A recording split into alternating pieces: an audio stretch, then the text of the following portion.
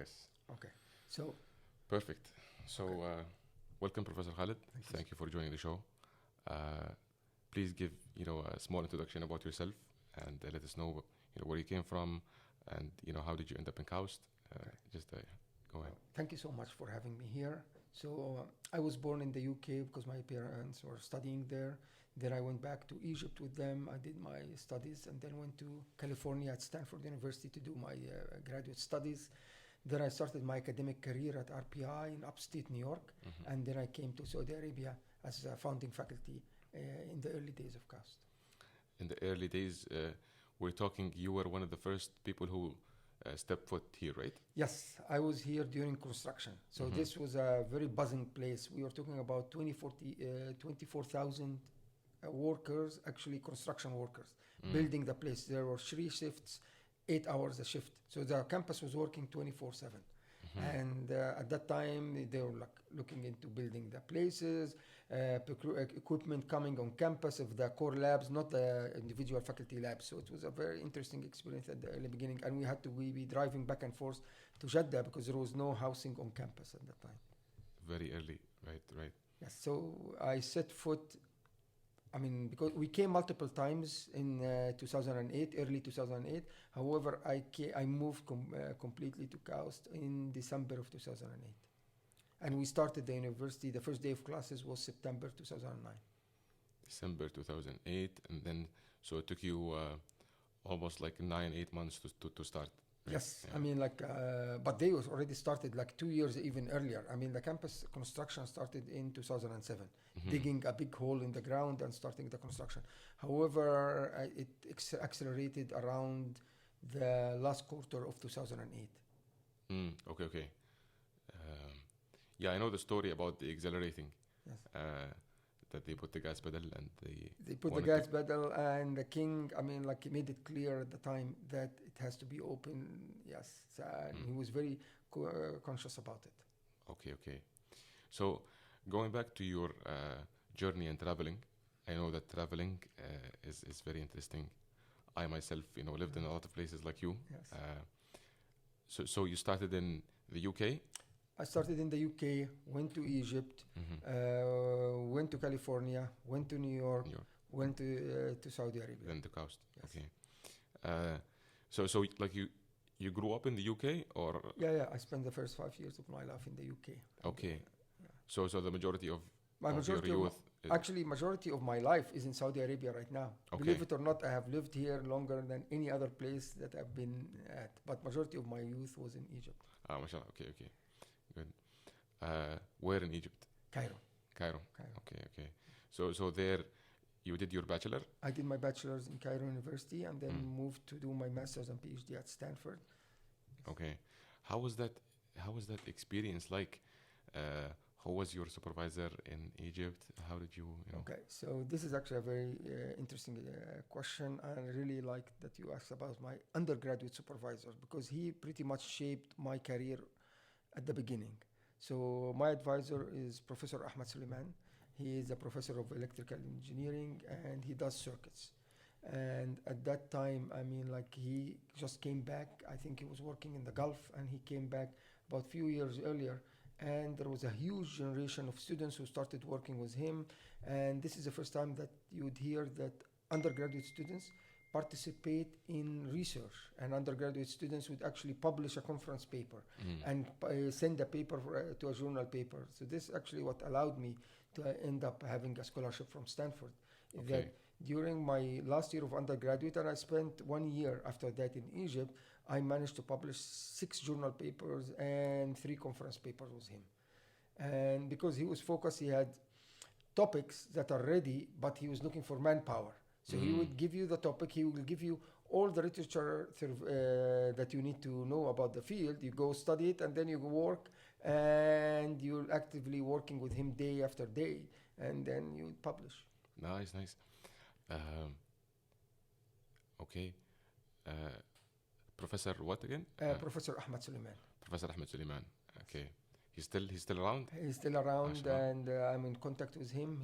As I said, he has what you call a school in Cairo University. Many Ah. students worked with him. Many students published papers, and because of him, managed to actually be able to get opportunities to study abroad, fully funded by scholarships. MashaAllah. Okay.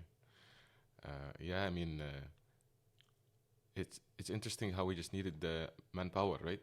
So like the guy was just He had lots a of genius ideas. or He has lots of ideas here, and at the time, what you have in Egypt are brains. I mean, you have good students, but they are eager to find someone to actually guide them and put them in the right path and show them how to read a paper, how to publish. So we were lucky that he came back around that time. And you said he came from a Gulf country? Yes, I'm not sure where he was working. I think it's either Qatar or Bahrain. He was working. He was originally working in Cairo University, went Qatar or Bahrain for about 10 years, and then he came back. Okay. So it's a perfect timing that I managed to catch him when he came back. Nice. And he's Egyptian? He's Egyptian, and he Okay. works on circuits. Circuit. So tell me more about what's the themes of the things that you researched back then? Like what topics? So the topics were what they call analog circuits. So basically you work on building circuits for analog processing, filters, analog filters, multipliers, adders, subtractors, all in the analog domain. So how to build circuits in the analog domain. Interestingly enough, this topic pretty much died and everyone went to digital. I mean, but nowadays actually it's becoming very expensive to do the processing in the digital domain. So many people are looking to go back and doing analog circuits again. So this is very interesting because doing processing in the analog domain is much more power efficient. It's not as standard, but it's much more power efficient. So if you are doing massive multiplications, that's what we do right now in neural networks. You have millions and millions of neurons that are doing basically multiplication by weights and addition. This is extremely easy to do in analog domain. How would you do multiplication in an analog domain? So there are two types of multiplication of analog domain. So one, if you are multiplying by a weight, so basically if you pass a current or apply a voltage over a resistor, and if you adjust the resistor value, then your voltage equals the current multiplying the resistance, and the resistance becomes your weight or your multiplying. So that's when you are trying to multiply by a constant. But if you have two signals that are varying and you're multiplying, there are called analog circuits that are called multiplier circuits. So you can actually, one of the easiest way of doing it is passing these two signals into a nonlinear element. Now, if you remember nonlinear elements, you could represent the output as a series of cross multiplication between the two signals. So if you take the second order effect, then you are actually getting the multiplication of the signals. Okay. So and what think about another type of circuit. It's called mixer. So a mixer in communication is a circuit that takes two signals and multiplies them so that you can do modulation or communication between over the RF signals. Okay. So these are pretty much standard circuits but it was less in favor. People nowadays used to do the following: take your analog signal, convert it into digital, do the multiplication using a microprocessor or a GPU, and then if you need it in the analog domain, do a digital to analog converter. But in the old days, before it was cheap to do digital to analog converter and analog to digital converter, people would do actually all these functions in the analog domain. In fact, the first computer was an analog computer. Right. So on a high level, you're talking about doing these massive matrix multiplications required for LLMs. Yes. On analog. In analog domain, exactly. And that's what I'm trying to work on right now. But back then, it was just processing some audio signals, stuff like that. So it wasn't, done for massive computation. It was just done because it was expensive at the time to do analog to digital converter and then do again digital to analog converter. It was much easier to actually do the processing right away. Okay. The processing in the analog domain. Okay. Yes. Interesting. Yes. So what was the first paper you published? Do you remember? Yes. The first paper I published, it was in the Midwest Symposium on Circuits and System. It was a conference paper It was on artificial retina. So basically the idea here is that you are building something that resembles a human eye. So you would actually have an array of photodetectors that capture an image, and typically what we do right now is that we capture the image, convert it into digital, put it into the computer, and you do all the processing or the filters you do. Then we were actually looking into taking the image and do what they call focal plane processing. Basically taking all those light signals that are get converted into current and actually applying the filter that you are interested in. So filters are like edge detection, like capturing some of the features in the image and doing that in the analog domain, which means that you have to do a simple operation similar to what we do right now in neural network. It's a weighted sum. So you take the signals coming out from multiple pixels, each one of them gets multiplied by a factor, and then you add them, and that's it. So that's what that the first paper I did, which was and this is another achievement that we did. This was the first chip IC design that was actually sent and manufactured outside of Egypt and came back, and we tested it after our graduation, of course. So that was the graduation project, was to build an IC. So there are two ICs, and interestingly enough, up till today, these two ICs done by undergraduate students, where they have a picture micrograph and it's hanging in the lab there in Cairo University, second floor in the electrical engineering department. Oh, so the picture you took with that sensor? No, the picture of the chip itself. Of the chip. Okay. Yes, okay, not what we got out of that. What we got out of that is in the paper. But the picture of the chip itself, the micrograph of the chip, is hanging there in the lab. Okay. And so you went to which conference, you said? So it was the Midwest Symposium in Circuits and Systems. Yes. Midwest in the US, or? It's in the US. Yes, it's a conference that rotates in the US in Circuits and Systems Society in IEEE. Okay.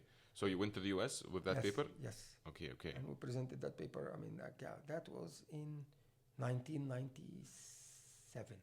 Okay. So I really want to dig, a little deeper there, if you don't mind. How, young Khaled, going through that experience, how did you feel back then? Going outside, going to the US, and presenting this work in front of people who are much more knowledgeable than you, and how did this motivate you, or how did this change the way you look at science or the way you look at engineering? I mean, it's very exciting, but the excitement didn't start at the conference. The excitement actually started with the concept of we're going to be building a chip during our graduation project. That was something that unheard of at the time, because we got an opportunity. We were lucky that we got an opportunity to fabricate our design actually in the US through Ohio State University. So this is the first big thing. Like, okay, we're going to build a chip. We typically people do simulations. Now this is actual implementation. Now this it's going to cost a lot of money, but we're getting it for free. Is it going to work? Are we going to make a mistake? So this was excitement of being part of this project was the first step. Then after we sent it, came back, and it's working, then started the second question part, which is, okay, can we publish a paper? Is it really, can undergraduates write a paper and publish a paper? Can it actually get accepted afterwards? I mean, when you're sending it, will people respect the work? Will we be able to get good reviews?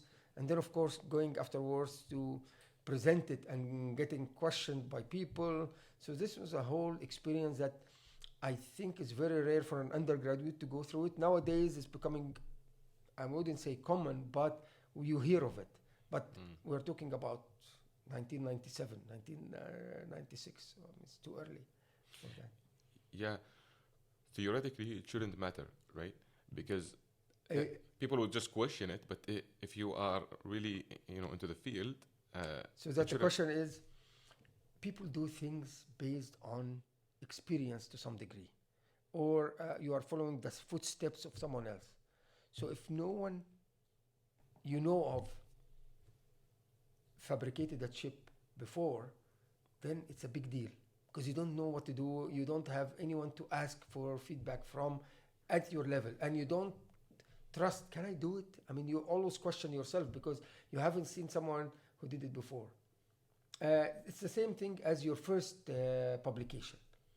When you're writing your first publication, you are somewhat clueless. You have read a lot of papers, you know what to do, you know you need to do it as a structure. But since it's your first time, it's something that is actually different, and you have to go through the process until you are confident enough. But you also have other colleagues in the lab that you ask them, okay, what about their experience, and you get confidence by asking them questions, and they are telling you it's easy, or do this, do that. These are the common mistakes, you have to do that. Now, if you are the first to do it, I mean, I would say in the whole country, in Egypt, then it's a big deal.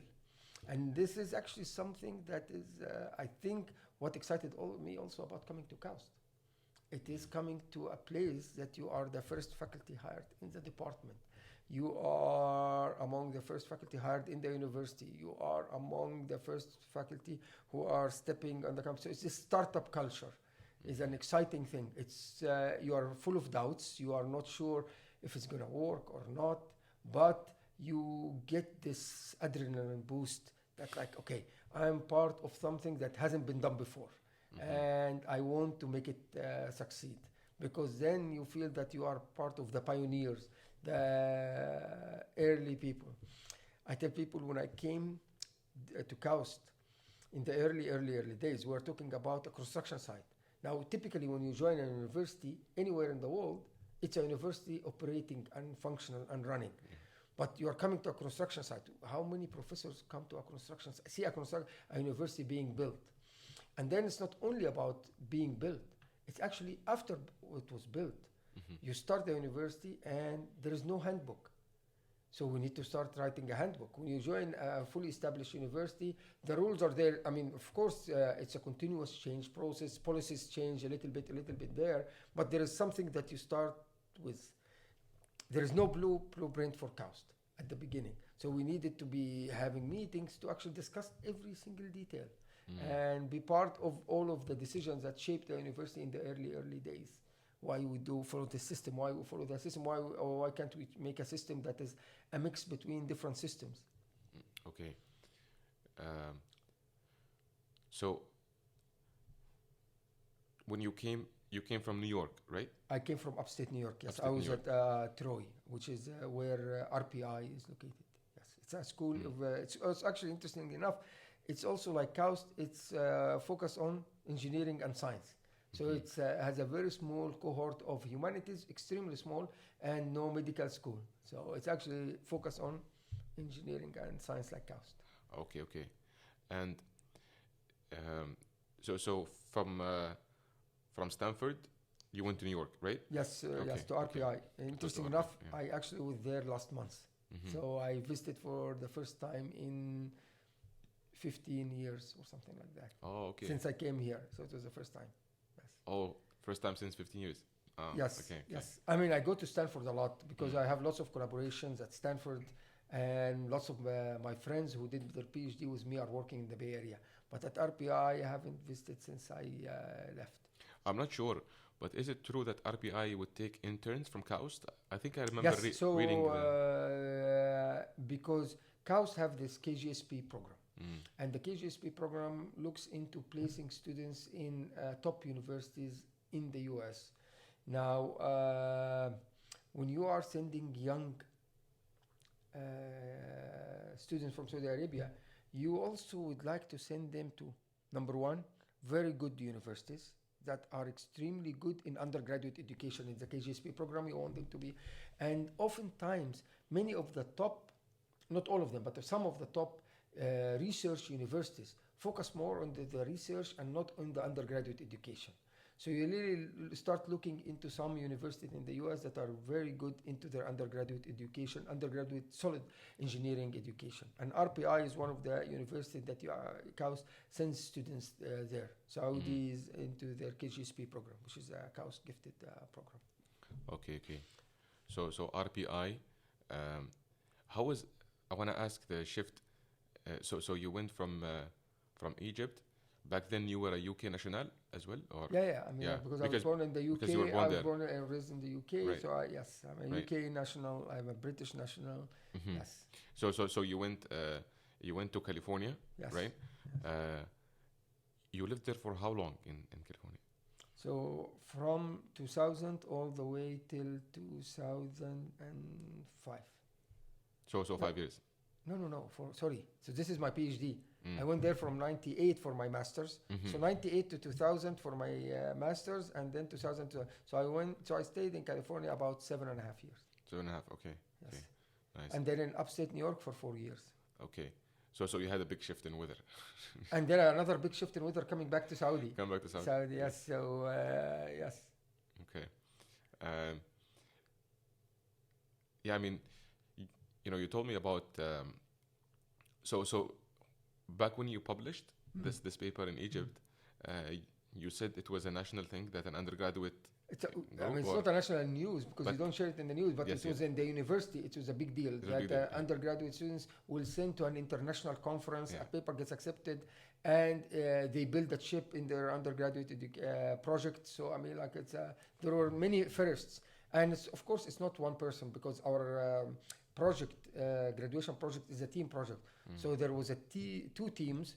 Who actually each team was formed of 4 students. So each team managed to actually build a chip, and each team sent a paper. I'm not sure if the other team managed to publish out of that work or not, but for sure we managed to publish from ours. How big was the team? 4 students. So you and 3. Me and 3. Yes. Okay. That's good. But you mentioned something interesting. Is we're gonna test this thing, and it's free. Like. So we fabricated for free because at that time one of our TAs or lecturers in Cairo University went to do his PhD in Ohio State University. And he managed to convince his advisor that there are great students in Egypt like him, and it would be good instead of actually waiting for them to apply to come to Ohio and to do their PhD with the guy, because he was looking always to recruit students. Maybe it's a good way of testing them by actually sponsoring their IC there. This way, it's multiple things. He gets to test them to see if they are good or to test us to see if we are good or bad. We get all the training that we anyway, if we are going to continue in that field, to work in the field that he's in, which is circuits, done in Egypt. So he saves a lot of time. And at the same time, it doesn't cost him to do this chip fabrication anything because it was practically free for universities in the US. He got us to go through him, and we did that. Who is this professor? His name is Muhammad Ismail, and he is now, he left Ohio State, and he's now the department chair of Wayne State Electrical Engineering Department. Wayne State? Yes, it's in Detroit. Detroit, okay. Yes. So I owe him a lot and he's actually a former student of Professor Ahmed Suleiman. Okay. So that's why he was actually also very positive, because he wants to, pay back to his advisor. Yes. Okay. It's a cycle. Cycle, when you actually help students, then they help other students, and everyone keeps helping each other. Yes. So it's something that you pay it forward, I would say. You paid what? You pay it forward. You pay it forward, yeah. For sure, I mean. Because he has no guarantee that after we do this, maybe we will not go and do our PhD with him, which is actually what happened. None of the team members, 3 of us, went to the US to do our PhD. None of us worked with him, but for him it doesn't matter because he continued the tradition, and other good students went to work with him. But he opened the door for us to actually, when I applied to Stanford, I'm saying that I'm one of the first students who fabricated a chip from Egypt. I'm one of the first students who actually managed to publish a paper in their undergraduate. So all of that carried a big weight into my application to Stanford and allowed me to secure a scholarship to study. Nice. I mean, Stanford is a really competitive place to get in, right? Yes, it's a very competitive place, and it's a great place to be in. I tell people, these are my best years of my life. Yes. No doubt. Those years from 98 till 2005 are the best years of my life. Why would you say what was the biggest thing that you enjoyed there, or was it the environment? Was it? Okay, so this is a big concentration of the smartest minds in electrical and computer engineering worldwide in one location. It's a very diverse university, very diverse Bay Area. So you have people coming all over the world that they are extremely smart. Everyone you are actually talking to, he's probably smarter than you. So this is a very stimulating environment. When you go there, you don't need a professor to tell you work. You actually are self-motivated. The environment is challenging you to actually look for new ideas, actually come up with new things. So it's a very, very exciting place to be in. And also the environment is very nice. I mean, like, it's a very nice weather, very nice campus, one of the most beautiful campuses you would be in. And the opportunities afterwards that you see people who are in your lab are actually going out and starting the bigger thing. I can tell you, I attended the first year for Google guys coming, and they are actually had a cake in the basement of the CS building because he just got funded. We're talking about Google. So that was the time I was there. So they were sharing cakes and inviting all students, and of course, as a students, free food is always welcome. So we were going there, and and at that time you're talking, what are those guys doing? I mean, like, do you really think this will work out? And then you look fast forward, it's like, Oh, so you witnessed the starting of Google, right? Yes, that's the start of Google. I was a little bit late for Yahoo. It was those guys were out after I joined by a year or two, but I was witness early days of Google. Yeah. So these guys were just colleagues, or like, did you know them? No, because I was too junior at the time, and they were like a little bit older, so I didn't know. That's what I said. But you receive an email that those two guys started the company and they just got funded, and they are throwing in a party, inviting all other students to attend that cake. It wasn't a party; it was just a cake in the department. So I was just like, okay, let's go and see. Yeah. But there are many of these first. I mean, like, many of the startups that started, you are actually witness this. Okay. Because this is like, I think about it, this was a boom. It's like around 2000. This was like a big deal. That's the like, that's the internet boom. The big boom, but like the internet started a little bit earlier than that. Earlier, right? Yes, of course. I mean, I'm not that old, but it's yeah. But there are lots of companies that started around that time, like the big pillars of the Silicon Valley. Okay. So yeah, I mean, it's a very motivating place, being around. You always want to be, you don't want to be the smartest person in the room, right? Like, I mean, you always want to be surrounded by smart people, and if they are smarter than you, that's great because you learn from them. But if you are the smartest person, first of all, you don't get challenged as much. So whatever you say, people agree with you, and this is not healthy. You need to be challenged, and you need to question your ideas all the time. And it can only happen if you're around very smart people. So I tell my students, don't be afraid that you asking questions and challenging me, because at the end of the day, you read more papers than me, you have the time to do that, you are now more experts in the field than me. I might have experience, but you have the up-to-date information. And the more I can manage to recruit smart students, they start challenging each other, and when they start challenging each other, better ideas come. When you are comfortable that you are extremely smart and no one is smarter than you, you become lazy because you don't feel challenged that you need to do something. Everything is easy for you, it has been done, no one is questioning what you are saying, so it becomes less exciting, so that's boring, but at the same time, you lose the sense of doing something even much more impactful. Because, I mean, if you are smart and you get something done, okay, whether it is this level or that level, it doesn't matter. But if you are in a place where other people can do something even higher, then you start competing, and the competition is actually very healthy. I mean, I believe that having a healthy competition is extremely good. Now, there are another type of unhealthy competition where some students are trying to compete, but they are trying to be insular. So they would actually don't want to share anything with anyone because they are afraid that someone will take their idea and build on it. And this is not bad, actually, because if you build on each other, you are what we call it standing on the shoulders of giants. Then this is actually where you can achieve much, much bigger impact than on your own. Mm-hmm. Yeah. You know, we are in a university. It's supposed to be a collaborative environment, Yes. but at the same time, it's very competitive, right? Yes. It's tough to always, balance those. I've witnessed it within my eyes, but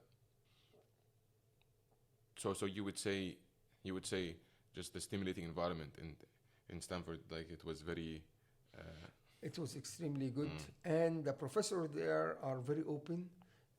Now, one thing that differentiates Stanford from other places is that a presence in the Silicon Valley, which is the birthplace of all these high-tech startup companies. So, in other big universities, MIT, Caltech, Urbana-Champaign, all these big universities, they don't have Silicon Valley attached to them. So the students get accustomed to doing great work, great research, but it is traditional in the sense of path afterwards. I'm going to join a big company. The risk factor, taking risks. It's okay that two of us are going to be sitting in the small office space and working on this idea. And if it works. If it doesn't work, then we did something. We can go to a big company afterwards. Having an environment where venture capitalists are willing to take a chance on you and invest in young talent who have smart ideas. Also the concentration in high tech, because there are other places in the US where this is for biotech, like the research triangle around Duke University is well known for lots of startup companies in biotechnology, but in electronics and in computer engineering and software, the Silicon Valley. So I think that environment stimulates you because the concentration is huge. And there is also the close proximity to another big school, which is Berkeley. It's also an interesting thing where this rivalry between two schools in the same state. One of them is a state school and one of them is a private school, and the differences between them and stuff like that. Okay. How was your lifestyle then? Did you live in the lab or did you? Yes. Yeah. No, that's definitely for sure. I lived in the lab, and yes, and pretty much all of us. And that's something that all of us pretty much were doing it on our own. Really, we were not asked to do it. We were, because we see other people working, and exactly. In fact, I remember we had 3 a.m. tea time. I mean, like, who drinks tea at 3 a.m.? But we realized after some time that there is a cohort of students that are working around that time, and we need to take a break. So we instituted a 3 a.m. tea time. So we would go out to the kitchen area, and we just have tea, take a break for 15 minutes, talk to each other, and then go back to our offices and keep working. Okay. And at that time, many people were like, okay, I want to finish fast my PhD because I have this great idea and I want to take it into a company or this and that. So many people were very motivated to finish as soon as possible, and that's why they were working a lot. Okay. How, did that lifestyle take a toll on? Yes. I mean, I gained a lot of weight in that because you need to keep up and you drink a lot of Coke and you eat junk food. So that took a big toll on my health, I would say. In retrospect, I think I shouldn't have done it. But the problem is, it's like you get carried away. I mean, like it's like a drug. You actually get carried away into this. Oh, this is exciting. Oh, we are discussing this idea. So it's just sucks you into this whole environment. Did you see other people who balanced, their life and they did manage to succeed? And, some people, yes, balanced. But at Stanford, it was a minority. And they managed to succeed. But when you see that the majority is doing that, in fact, actually, I have a famous story I tell people. One time around 1 a.m., 2 a.m. in the morning, I was getting out of the washroom, and then I'm opening the door, and I see in front of me a professor. And automatically, it's 2 a.m. in the morning. So I was like, I asked him, what are you doing here? Now, this is not a very polite thing to tell to a professor. Yes. I mean, like a full professor in the, and then he looks at me and says, Khalid, I work here. I said, yes, but it's 2 a.m. And he just shrugged it and went inside. So I was like, okay. So you start feeling, oh, is this really normal then? Yeah. I don't know, it was a deadline or something. I have no idea what was he doing at 2 a.m. in the lab working. He's not my advisor. I bumped into him into ashram. But I mean, it's at that time you are very young, you are very excited, and you just focus on what you are doing, and you are passionate about it, and you, okay, I need to do this, I need to do that, or what if I do this, what if I do that? So you just lose focus of time, you just lose focus of your health, I would say, healthy habits and stuff like that. Okay. But so I'm not advocating for that lifestyle, yes, by the way, but I'm just saying it's interesting that this was happening. Yeah. And I witnessed other universities, so I can tell you, it's not the same. It's really not the same at other places. It's somehow in this place where people are excited and motivated and keep talking to each other. And so it's actually also one of the most collaborative places that I've seen. Like I worked other places, I've been to other places, and I haven't seen people collaborate as much as I've seen them collaborate at Stanford. And I think because they understand that when you are building a startup, many people have to talk to each other. You have, yes, within the startup you keep things, but you need to share and work together to make things happen. Okay. We're gonna go back to this sharing thing, but what was sorry, I'm getting a bit too long about it, but I'm just curious, and I'm very sure that the audience is also curious. But what was one of the biggest events that you witnessed there, like a maybe a big name in science? What was a thing that you always remember there, like one event or two? Okay, so one big event that was a big deal, which I didn't know why, Gary Kasparov coming to give a talk on campus. So that's a big deal. Like it's like overflowing everywhere. Everyone is coming to listen to Gary Kasparov. I haven't seen them, coming to watch someone with that level of intensity like that. So that was an interesting thing. I'm not into chess, so I cannot judge, like that. But I know of Gary Kasparov. Everyone knows Gary Kasparov. So that was an interesting thing that happened during there. September 11 happened while I was a student there, so that was a big deal. And how the campus came together, how the community, how the students, that was also a big, something that shaped my life. Another thing that happened is that this is the first time that you are truly away from family and friends. So you get to be involved with the student communities and be part of it. And so it's not only about work only, but actually being part of student life and participating in student life, even though it's graduate studies. Typically student life is for undergraduates, but no, you are actually there. And this is why I tell students here, get involved in these things that are very useful and very helpful to expand your network. So I was heavily involved in the Arab Association. It was called at the time Oasis. I was very involved in the Islamic Society at Stanford. So these are two organizations that I would actually spend some time with them during my PhD time. Okay. Well, that was very insightful insight into your journey. So from Stanford to RPI, and then to KAUST. Yes. Right? Okay. Thank you very much for that, Professor Khalid. So for many of our listeners, the term Memristor, right, might sound science fiction. Could you explain what it is? Like a game changer in neuromorphic computers? Yes. So the Memristor is a device, and the name came from the word memory and resistor.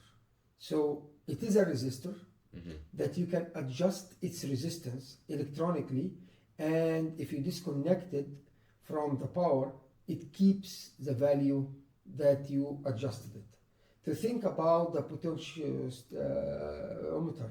So potentiometer is a mechanical device that is a resistor that you can actually play around with your hand like this to adjust a knob so that you can adjust the resistance and it keeps the resistance. So a memristor is a device like that. And why is that important? It's important because now if you have many of them and you adjust each one of them to a certain resistance value, and it's non-volatile. So it's basically, that's why the memory part, it stores this value. Then you can use an array of them to do a matrix multiplication. So think about applying a voltage over that resistor, then the current will be the voltage divided by the resistance. So you can think about it that you apply the voltage is your signal, and you multiply it by a resistance value, or in this example, multiplied by conductance, basically 1 over R, which is 1 over resistance, and that value is the weight that you are doing. And then you got the current that represents the signal multiplied by a weight. And you can have many of them in parallel, and then you do an addition at the end, which is what we do in the neural network, by taking all these currents and connecting them to one node. So the memristor allows you to do that. It's a small device, it's a nano device, so this is actually good. You can arrange those devices into a matrix structure or an array, 2D array, and then you apply your voltages on one side and you take the current from the other side. So you get matrix multiplication in your array. So you can actually do a neural network. Right. So this was the term, like, do you actually call it? No, I mean, I didn't coin it. So this was actually, so the device was theorized in the late 60s, early 70s by Professor Leon Shoa, and he's one of the leaders or the founders of the KAUST and nonlinear circuits. But and there were implementation to emulate it, meaning this is a device, you can actually theorize about its existence, and you can build it using many devices. But it was HP in the late 2006, 2008, they actually built the first device, or actually discovered it. So that device that can actually does the memristor function. And then this is when we started working on this, because we started looking, okay, this is a new electronic device. Now we can build it, now we can use it. How can you model it? How can you model its characteristic? How can you actually improve its performance? How can you use it in different applications? Yeah, and in electronics, everything is memory, right? Because when you look at like a shaver or any like a microwave. No, but think about, not computer. everything is like a memory. Maybe correct me if I'm wrong. Yes, and it's slightly, because actually we in electronic, we actually define two groups of things, volatile or non-volatile.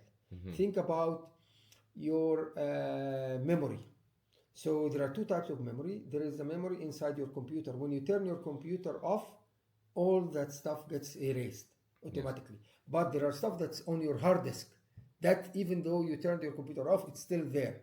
So this is, so we call that volatile or non-volatile memory. Both of them are memory, both of them store information, but some of them store information temporarily, some of them store information, I wouldn't say permanently, because there is a lifetime to these things, but sort of, But isn't it true that, because right now I'm working with embedded systems a lot. Yes. So I really got the chance to dig deep and look at how microcontrollers work. Yes. And it, like, you know, it all boils down to what I saw was memory, is that, yeah, like this device, you know, sends to this registry, and then it gets registered in this, you know, bit value, and then now it changes the... Yes, so the digital domain is, I mean, you have two parts. You have what we call computational elements and memory elements. So you have the and or. So the and or, they do not store, they have no memory, they do not store anything. You apply two signals and you get a result. You remove the signals, you don't have anything. However, you have what we call a register or a latch that actually stores whatever data you apply to it. You disconnect your input, still the data is there in the register stored as zeros and ones. Yes. So and you need both. So you need actually the memory to store your data, and then you need the computational element to do a computation, and the output of this computation you need to store it, otherwise you lose it. Yes. So you always have this alternation between registers, which are memory elements, computation register, computation register. So your registers store your inputs that you do some computation on them, then the output becomes the input for the next stage, and it's like a pipeline. Yes. And and also you need, it's not only the data that you store your program as well, because you write a program and you don't want to load this program to your microcontroller all the time. So you store that program inside the memory as well. So you store your program, you store your data, and then when your microcontroller works, you do that. Now, one of the biggest challenges and limitations is how much memory does the microcontroller have. The bigger memory, the more expensive. And people are interested in inexpensive devices, inexpensive systems. So they try to use as little memory as possible. Which is, when you say try to use as much little memory, are you talking about optimizing the code and yes, making sure that you don't duplicate variables and all that stuff? So this is like code optimization in embedded programming. It's extremely hard to do because oftentimes you don't have control on how much memory you are given. And if given a little bit more, you might do much better job and you might get a better accuracy and all that stuff, but it's a constraint. So this is one of the things you have embedded systems you have to deal with, constraints. Yes. Now, embedded systems also have the notion that we want to embed them into day-to-day life devices. So maybe they are not as fast enough, the microcontrollers. The speed is not as fast as what you are looking for. And you find out, okay, but I can guide a better microcontroller. But then it becomes more power hungry. And if it's power hungry, then you drain your batteries faster. So it's you have so many constraints you have to deal with in order to achieve your target. And this is what I think engineering is all about. Yes. It's achieving the best results under constraints, which are, or the optimal solution under constraints. Now, other fields might be looking for the best solution ever. And that's what typically you do in science. You are trying to get the best, you are not bound by constraints. But in engineering, you are bound by constraints, and these constraints are different depending on the application you are working on, depending on the field. Sometimes you are limited by power. So batteries cannot be that big, so you are bound by the speed. So area that the system has to be embedded into a small form factor. So that's what the essence of engineering is, right? Yes, optimizing under constraints. Under constraints, yes. And maybe price. I mean, like you are selling it and needs a price point, so that prohibits you from buying certain type of devices that are more expensive but are more powerful. Yes, a big part of what I'm doing is engineering. I had to select the microcontroller, design the whole thing. Yes. So most devices now, I think maybe correct me if I'm wrong. You know more about chips than me, but they use something called STM, right? Like STM32 or like I'm not sure if you know. It's a very common, but no, I'm not familiar with the term. So okay. I wouldn't know what's this. Yeah, it's just a microcontroller that's used in most devices. No, but I mean the level of 32 and 64 deals with the bit widths. Like when we store data on a computer, we have what we call a convention of storing it, floating numbers or integer numbers. Now, how good of a resolution you are looking for determines how big of a memory you could actually have. And then that determines the size, how many bits for the number before the decimal point and after the decimal point. Now, then that goes into a computer registers. Now, the size of the register is the number of bits, and that could be 8, 16, or 32, or 64. Now, people are dealing with mostly of 32 or 64 bits widths. Yes. And to give back to the memory discussion, to give people an idea of how important memory is, the boom we have right now in computation and the ability to have this AI, much more powerful now is because of advancements in memory, right? Like memory and computing at the yes. same time. So having a very cheap memory, this is extremely important because you have lots of data, and then have extreme computing capabilities that are also cheap. So because then you can have massive amount of them running in parallel. So having a powerful, inexpensive memory and processing is, I mean, like energizing the whole field right now. Is it true that there was a law in electronics, Moore's law, right? Or Yes, Moore's law talks about, it was invented by Jordan Moore. So basically, he speculated that the number of devices that you can put on a chip doubles every 2 years. So, I mean, like this was not something that people were familiar with. This was, people knew, I mean, when you're coming with Silicon Valley at the time, I mean, technology improves and you get more devices on your chip. You keep doing, and every couple of years, new technology comes and you put more devices. So he extrapolated the points, and then he predicted how often are we gonna be increasing the number of transistors on a chip. And this is important for industry because they need to predict 5 years down the road what the things will look like. But you need the guidance. So it was not founded in physics or in science. It was actually an observation he made, interestingly enough, held true for a long period of time. I mean, it started to deviate now, but it became so ingrained in the culture of process engineers that even if you are not going to meet it, you work so hard to make sure that you meet it to prove it right. So that they... Right. No, because it's a good guidance, like because it helps you plan everything. Like as a foundry, if you know that you are actually expected to have this, then you know what are the capabilities you are going to have in few years, which will help you actually design a roadmap. Okay. So, I mean, imagine if you know that 10 years down the road, this is the capability that you will have. So this is actually extremely helpful in your planning down the road.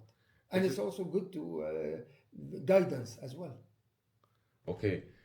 Is it would it be accurate to call it a law? I mean, yes. I mean, it's held true for a long period of time, but it's not like the laws of physics. Yes. So these are type of laws. They call them empirical laws. Empirical, yeah. Yes. Okay. So it's not like founded in science or physics or chemistry or fundamental science. It is founded in an observation that is held true, and yes. Okay. All right. Your work is often described as bio-inspired. Is that true? Part of my work Part of your work. is bioengineering, and part of my work is bio-inspired. So the neuromorphic work, where I'm trying to emulate how our brain works. So our brain is not digital. Our brain is analog. So our brain resembles a neural network. It does memory. It has a memory there. It does a processing. So all of that's done in the analog domain. So that's called brain-inspired computing. It's called bio-inspired circuits that I build. On the other hand, I work onto bioelectronics as well, which is not inspired by biology, but deals with biology. So it's like building sensors. So this deals with humans, where I'm actually having a wearable sensor or implantable sensor. So that deals with biology or humans, but it's not inspired by them. Okay. With your experience, you looked at probably 1 million circuits. Yes. I mean, I wouldn't call 1 million, but a lot of circuits over the years. I'm underestimating for sure, but let me ask you, what can we learn from looking at nature and humans especially to inspire the improving of the design of electronics? Simple is always good. The more you complicate things, the more things become much harder to deal with. So, and many things in nature are very simple. So this is one thing that I tell people, like, keep it simple. Another thing is nature is very efficient.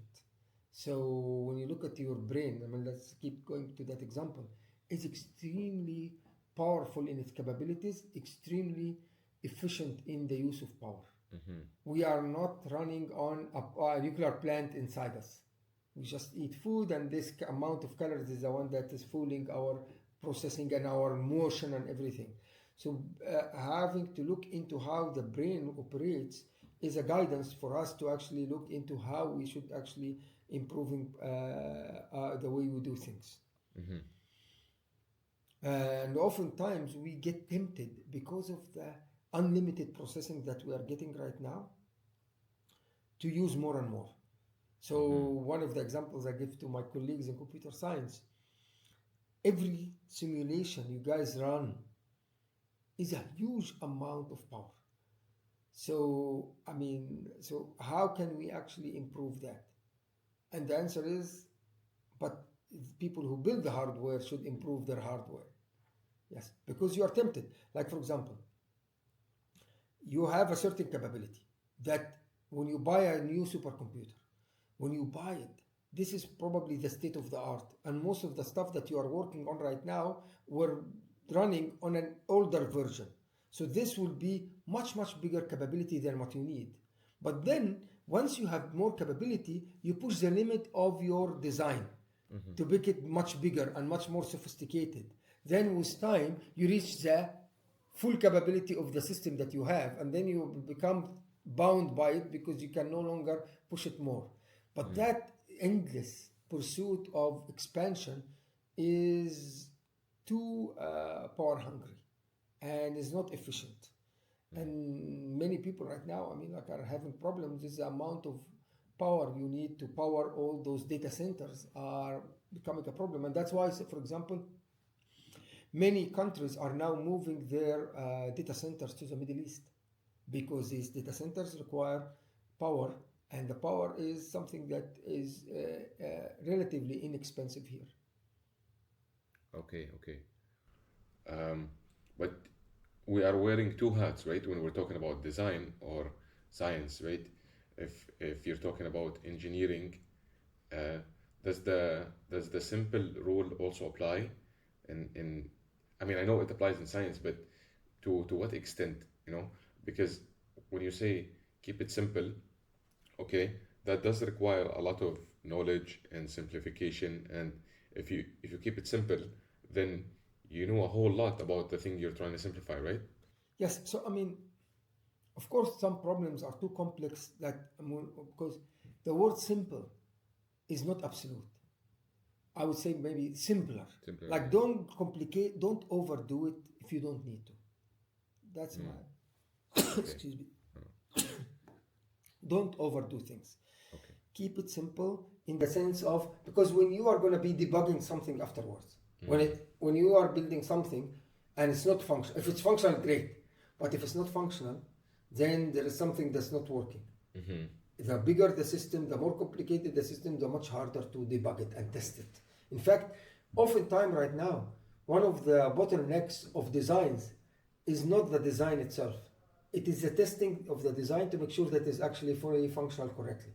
If you remember the old days, you were too young to the Pentium 5.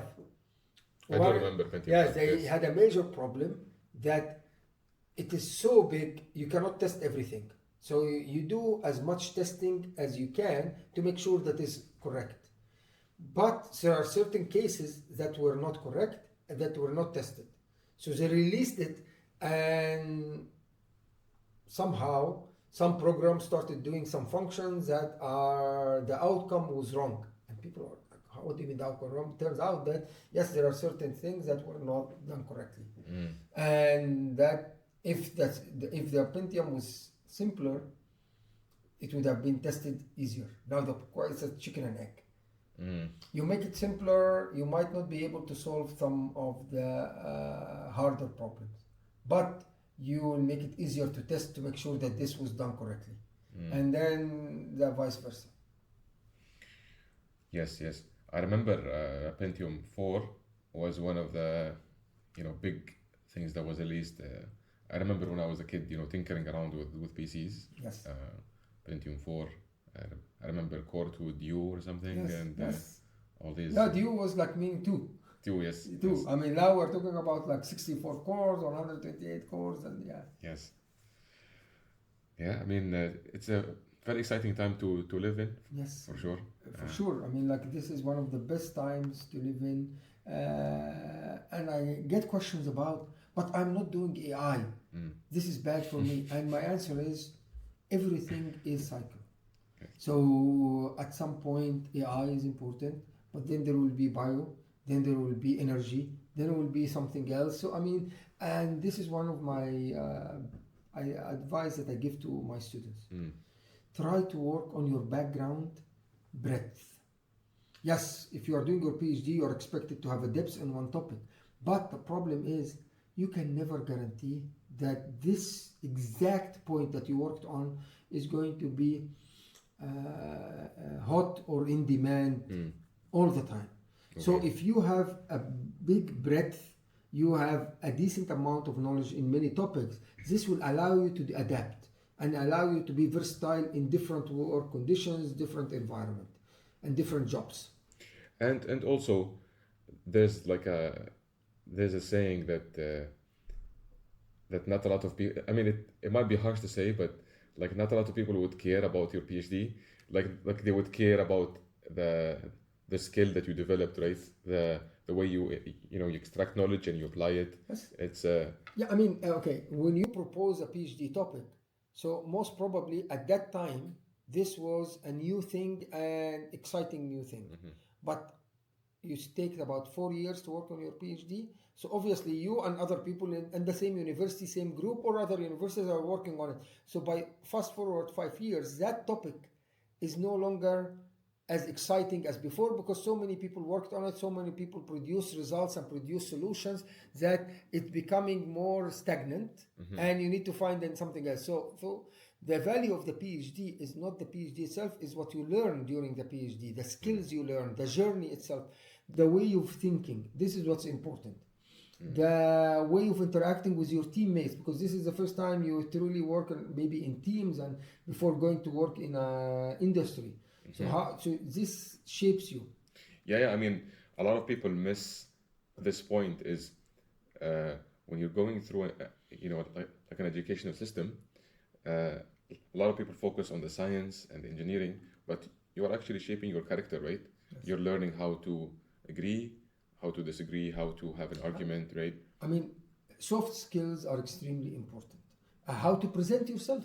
I mean, maybe you're doing the best science or the best engineering, but your communication skills are not up to the standard. That puts you back of the line, because at the end of the day, you have to communicate this to someone. So this is extremely important. That's why I tell my students in my lab, take all the communication classes that KAUST offer. And it's not only about verbal communication, written communication. How some people think if they write the most complicated phrase, this is great. No. How to communicate it in a simple way, but logical way, so that people can understand what you're talking about. Because you are sending your publication for review. If the reviewer is having a hard time understanding what you say, or is having a hard time reading it, he is going to be less motivated to read it thoroughly, and that could affect your chances of getting accepted. So, or he might not even understand what you are talking about. Not because the results are wrong or your research is bad, it's just because you are not communicating in the right way.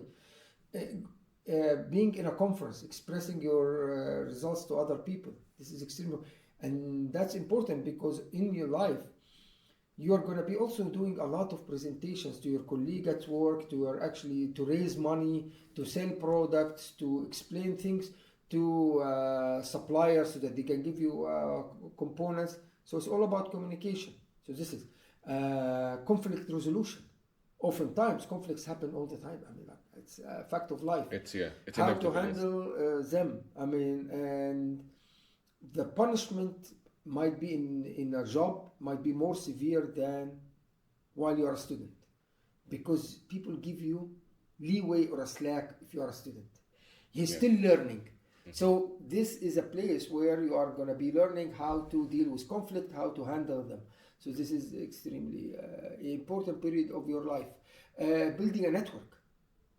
Oftentimes, once you are out of the university, your network is going to be bound by a small group of people you are working with. But when you are at the university, your network is very diverse because it's coming from different groups, different fields, and this is a very good network to have that you can count on after you graduate from the university. That you can reach out to people for exploring new job opportunities, exploring collaboration together for jobs together. All that stuff is built during these years in the university. Yeah. I mean, what you said is really key. If you have an idea, it's as good as how well you communicate it, right? That goes a long way. I mean, I can give another advice. I don't know if this is something useful or not. When you are at a university, you have a lot of resources that are offered to you for free. Once you leave the university and you are working on a place, everything you learn, you have to pay for it. If you are joining a course, stuff like that. While at the university, all the courses are open for any students to take. So this is a free asset that you should capitalize on. I mean, oftentimes I see students do the mistake of, I only need by 2 courses, 300 level for my PhD. So they take these 2 courses and just do research. Great, but you lost an opportunity to learn about something that you might not be able to do in the future. Because you might not have the financial resources to take these courses, or your company is not willing to sponsor you on taking it. Yeah, I mean, I talked with my advisor, Eric. Professor Eric said once, like he was trying to sail across the Atlantic this summer, and he got into a challenge with his boat, and he broke something in the boat, and he told me the school of life is much more expensive. He said, like, schooling or undergraduate school or graduate school is like a bargain in life. Yes. It's like you can never beat it. You can never beat it. It's an opportunity, and we are also a little bit relaxed in a university. Like in a company, there is a deadline, and if the company doesn't meet the deadline, they might shut down. I mean, or their stock dives because they did not meet this. Here in a university, people are more forgiving. So yes, there is a deadline for a conference, for example. If you don't meet the deadline, you might go to another conference. I mean, you might lose an opportunity to go into a good place, but it's not the end of the world. I mean, professors are more accommodating for this time. And then, of course, sending a journal paper for journal publication, there's no deadline. So it's a little bit more relaxed environment. Yes. Okay. Which will allow you to do more things. That's my point, is that you have definitely enough time to do things. Another thing that most of the time, since you are a student, you are very young, you are not married yet, and you don't have children. So you have plenty of time at your disposal. While once you have more responsibilities, once you have a family and kids, then you might not. So, and this time you can use, if you use it wisely during your study days at the university, it will come back later. Okay. And going back, I was curious, but I forgot to ask you. Back in Stanford, you were married or you were single? I was single. Okay. I was single. Okay. Yes, in fact, actually, I just got married recently. Okay. A few months ago. Okay. So, yeah, congratulations once again. Yes. So yeah, that's what allowed you to stay in the lab. I mean, yes. I mean, if you think about it, you are 21 years old. You are that young. So what else do you have? And if what you are doing, you like it and you enjoy it, then you don't see what is the point of doing something else. I'm doing what I like and what I enjoy. So you keep driven by that factor. Yeah. So I want to get more questioning about the research. You're a pioneer in fractional order circuits. Is that? Yeah, but that was a long time ago. So okay. So in mathematics. I'm sorry. Like the AI is throwing all these objectives like pioneer, but okay. So in mathematics there are something called fractional differential equations and fractional order. So basically, second order and third order differentiation, but there is a differentiation of an order 2.5. So which basically means that you, instead of getting too, I mean, you are getting more of the history of the signal. Now, this has been a mathematical concept, and that mathematical concept, there are theory behind it, but has never been built before as a circuit that can demonstrate this function. And around the time I was working with Professor Ahmed Suleiman in my undergrad, he actually got interested in this topic and asked a couple of other students to work on it and to build circuits that can implement that functions, which are fractional order. So they were the pioneers, and they started building these circuits. I got excited because I have good skills in making analog circuits, to make their circuits much simpler than what they were building at the time. So they pioneered building fractional circuits. I kind of took their work and made it much simpler, much smaller, much more power efficient at the time. Okay. And these circuits became very popular, very hot at the time, because no one at the time was building these fractional order circuits. So, and they are needed. I mean, because there was a need, and it was a pure mathematical formulation at the time. And there was no element that can build them. So, were you the first person who built this? No, I wouldn't claim, I wouldn't claim that I'm there. But I would say that I was from one of the early people, very early people, who built it on a chip. So there were what we call discrete implementations, but building an IC that builds a fractional order circuit was, we were very early in the days. I mean, like among the first year or two of this being done. Okay. What is the main advantage of having a differential circuit compared to a traditional circuit then? No. So a differential circuit, no. So that, so let's differentiate between things. So the term differential may refer to in circuits as something that has a positive and negative. So you are always referring things to a reference. Yes. And that can, if you have noise added to your signal, it gets subtracted because it gets added to the two sides. Then when you can subtract it, so you can remove the noise. So that's what we call differential. Now, signaling. Now, differential means a circuit that solves a differential circuit that solves the differential equation. Like, and the simplest example is a capacitor. The capacitor, if you look at the capacitor, I equals C dV by dt. So the capacitor takes a voltage and differentiates the voltage. And you get a current that's actually different. So if your voltage is a time domain signal, if it's a sine wave, your current is going to be a cosine wave. If you're, so that's a differential circuit. So it's a circuit that implement a differential operator. Yes. Mm-hmm. And then now there is something called fractional differential operator. So that's another operator that is needed in mathematics, and you can show that you can actually use it to model things much better. And but there was no circuit to do that because there was no capacitor that is a fractional order. So that was something that we actually pioneered building. Yeah. Okay.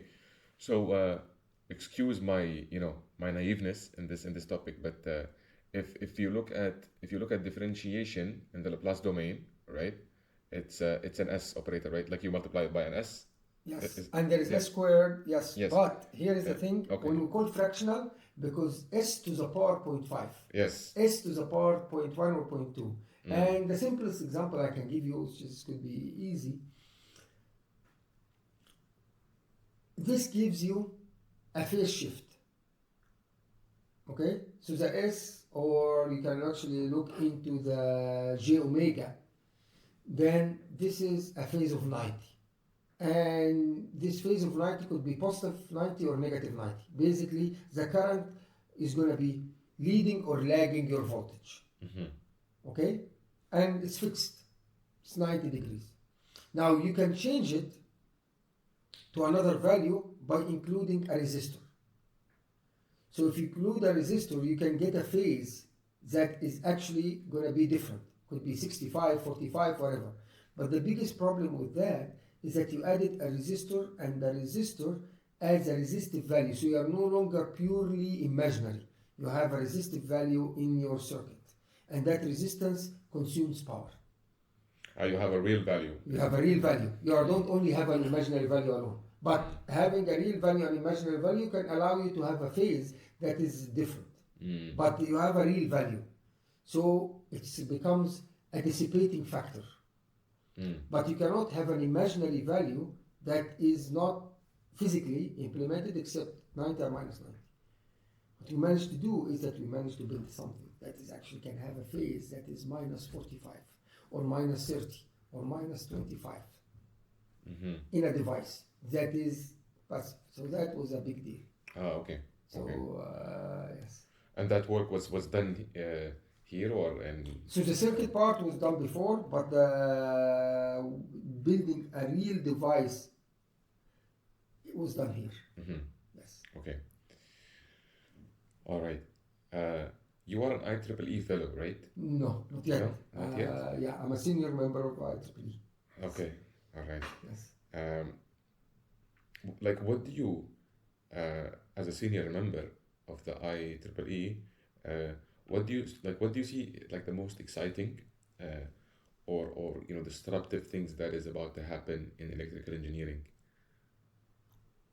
Like, what's the thing that you see, and then you're like, oh, this is gonna change something, or this is quite interesting. I mean, I don't know if you are like, do you review articles? Of course. Yeah, I mean, this is part of our job is that we actually not only we send papers, but we have a duty. If we send our papers and we don't accept to review papers, then who's going to be reviewing our papers? So you have to do that. Yeah, but what I'm asking is, what's the thing that you saw is, from your opinion, that going to change the field, or something that's really disruptive? I mean, right now I'm very fascinated about what you can do with LLMs and with neural networks and all these foundational models or large models. They started okay, but right now what they call the reasoning feature, you can see how the model reasons, and this has a huge disruptive effect in many fields. I mean, people said, oh, it could be used to generate autocodes, but now it's actually could be used to generate circuits. So you can describe circuits, you can actually reason and can actually build circuits for you. So using it into many domains, I think is very powerful. How to use it effectively, I think is something that will help a lot of people. And this is something, now the problem with it, so this is the good thing, it's not sustainable. The amount of resources at the back end that you don't see needed is tremendous. Infrastructure in hardware, infrastructure in software, power is huge. So having to actually do this at a low cost, at a low power, I think is something big that is waiting to happen. So doing LLM operations on a low cost? No, so a low cost. So and there are people who are doing models that are simpler, but that's for the inference. But how about the training? They still use training as large. So how to also build the hardware that is actually more efficient and more tuned to do the transformer operations rather than to do something else. Which is back to what you were saying about the analog could operations. Could be, and could be something else, but how to actually figure out a new architectures of hardware so there is a level of research on the architecture, but there is also a level on the device itself and how to make newer devices that are more capable than older devices that we have. And this is something that is good, at least in the next few years. This is, I think, is because people are now finding new applications, and I tell people, okay, you have a powerful engine right now. Let's try to take advantage of it to see how can we actually use it in something non-traditional. Okay. And there is a boom right now of people now are doing all sorts of these LLMs. I mean, I've seen the eyeglasses where it actually interacts with your environment and detects things and identifies and talks to you and you talk to it, and it's actually very interesting. Yeah. And this is powered by AI at the back end. Yes, That's- yes. It's definitely the theme that is growing, right? It's a theme, but as I said, now this didn't come out of a bubble. Mm-hmm. It has been, people have been working on it for the last 10 years. However, math introduction of it, like to the public, suddenly was disruptive. Yes, yes. Like, We all know that yeah, you know, all these operations or all these you know, algorithms have been, you know, for a very long time. In fact, I think the first AI that you would call AI, but you know, technically speaking, it was implemented back in the 60s, right? Is yeah, it like, yeah, there was, and there are people building the first perceptron, I mean, like in the 40s. So there are like, yeah, but like, it's suddenly, it became very accessible. Mhm. And I think that's what made it powerful. You know, for me, it's very interesting because all these, you know, uh, because when you look at yourself as a human, and it's also very interesting and inspiring when you look at how you know, neural network works. It's like very similar to a brain, right? Yeah. Like a brain No, but that's where the fires. name it came from. It's Yes. a neuron. It's a neuron. So Yeah. that's neurons like the neurons in your brain. Yes, yes, but it's it also makes you think about, you know, the way I look at it is that okay, yeah, you know, it looks like a neuron, but it also made me think about my body differently, right? It's like, oh, like my my brain is actually doing all these computations Yes. and you know, stores some things in memory. That's why when I'm sometimes, you know, not in the right mood and I open, you know, a paper to read, and you know, I read the whole thing, but I don't remember anything from that paper. And you know, it's interesting how. Yeah. I mean, you have a feature that erases the thing, so you lose memory. You have short-term memory. You have long-term memory. All of these things play a role in things. And actually, even when you are a child, the learning. So you're doing real-time learning. You are learning all the time, and this knowledge is coming into your brain. So Mhm. this is, and we are trying to do a lot of this right now. It's actually trying to see how we can improve these steps. Mm. Yes. And now, one thing I'm excited about is what they call human in the loop. So there are lots of processing, lots of capabilities of system that you can actually interact with the environment. You sense, interact with the environment, but having a human there in the hardware is something that is important in many applications, that an operator is still there. Like you cannot automate things 100%, but what about if we can build agents that can be like this human in the loop, and these agents are the ones that are also helping taking the decisions. Can you? And Yeah. also wearable technology Mm. is becoming extremely powerful, and how so many of these wearable technology can be used to improve the quality of life that you are living is extremely something interesting. Another thing that not people look into, the interaction between technology and art. I mean, I've seen many museums right now having this computer-generated art, whether it's painting, whether it's statues, whether it's actually an interactive operation with the screens. This didn't exist when I was growing up. It's very exciting, really very, very exciting type of thing. So technology going into art, technology going into our day-to-day life. I mean, this is something that's exciting me right now. Yeah, it's is that one of the themes that you're working on here in KAUST? So I do a lot of wearable technology, and for rehabilitation, for example, for monitoring your vital signs,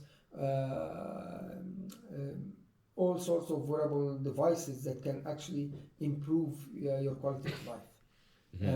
Monitoring certain types of proteins in your sweat to make sure that to alert you if there's something going on, or even trying to interact with the environment to have a more enriching experience. So this is, for example, people are building VRs and stuff like that. Mm. Okay, okay. I don't know if you have seen this new glasses. I mean, Meta is doing them, Google are doing them, Yes. where it actually recognizes things, write it, and you can ask it, and it pulls information and shows it in front of your eye. Yeah, I actually tried one of them recently. Yes. I tried the Yeah. metaverse. It's quite interesting. Yes. It's like a TV. It's like you are inside a big TV, and you're looking at things. I mean, it's still at the early stages, these technologies, but with time, if there's anything that we learn, is that yes, at the beginning they look clumsy, they have lots of bugs, But then give it just a couple of years and it becomes standard, part of our day-to-day life. It's not like buggy or anything. Yes, yes. Part of how we human just don't take things for granted, right? Yes. That's actually, there is a quotation by, I can't remember who said it, but the impact of things could be quantified when you start not realizing that something became part of your life. So you are taking it for granted and you are not realizing that this is new. So because now it became part of your life. It's built in. It's built in. Like your clothes. You don't think about clothes. Yes. Because it's part of your life. You don't think about your watch. But your eyeglasses, you don't, I mean, people don't need eyeglasses. But eyeglasses with this new features, this is something new, so you are not used to it. But fast forward 10 years down, it becomes the default. Mm-hmm. Like, think about smartphones. When they first came, there was a huge wow factor associated because there was no iPhone and smartphone, and you can. But then now, babies are using it, so it's becoming part of your life.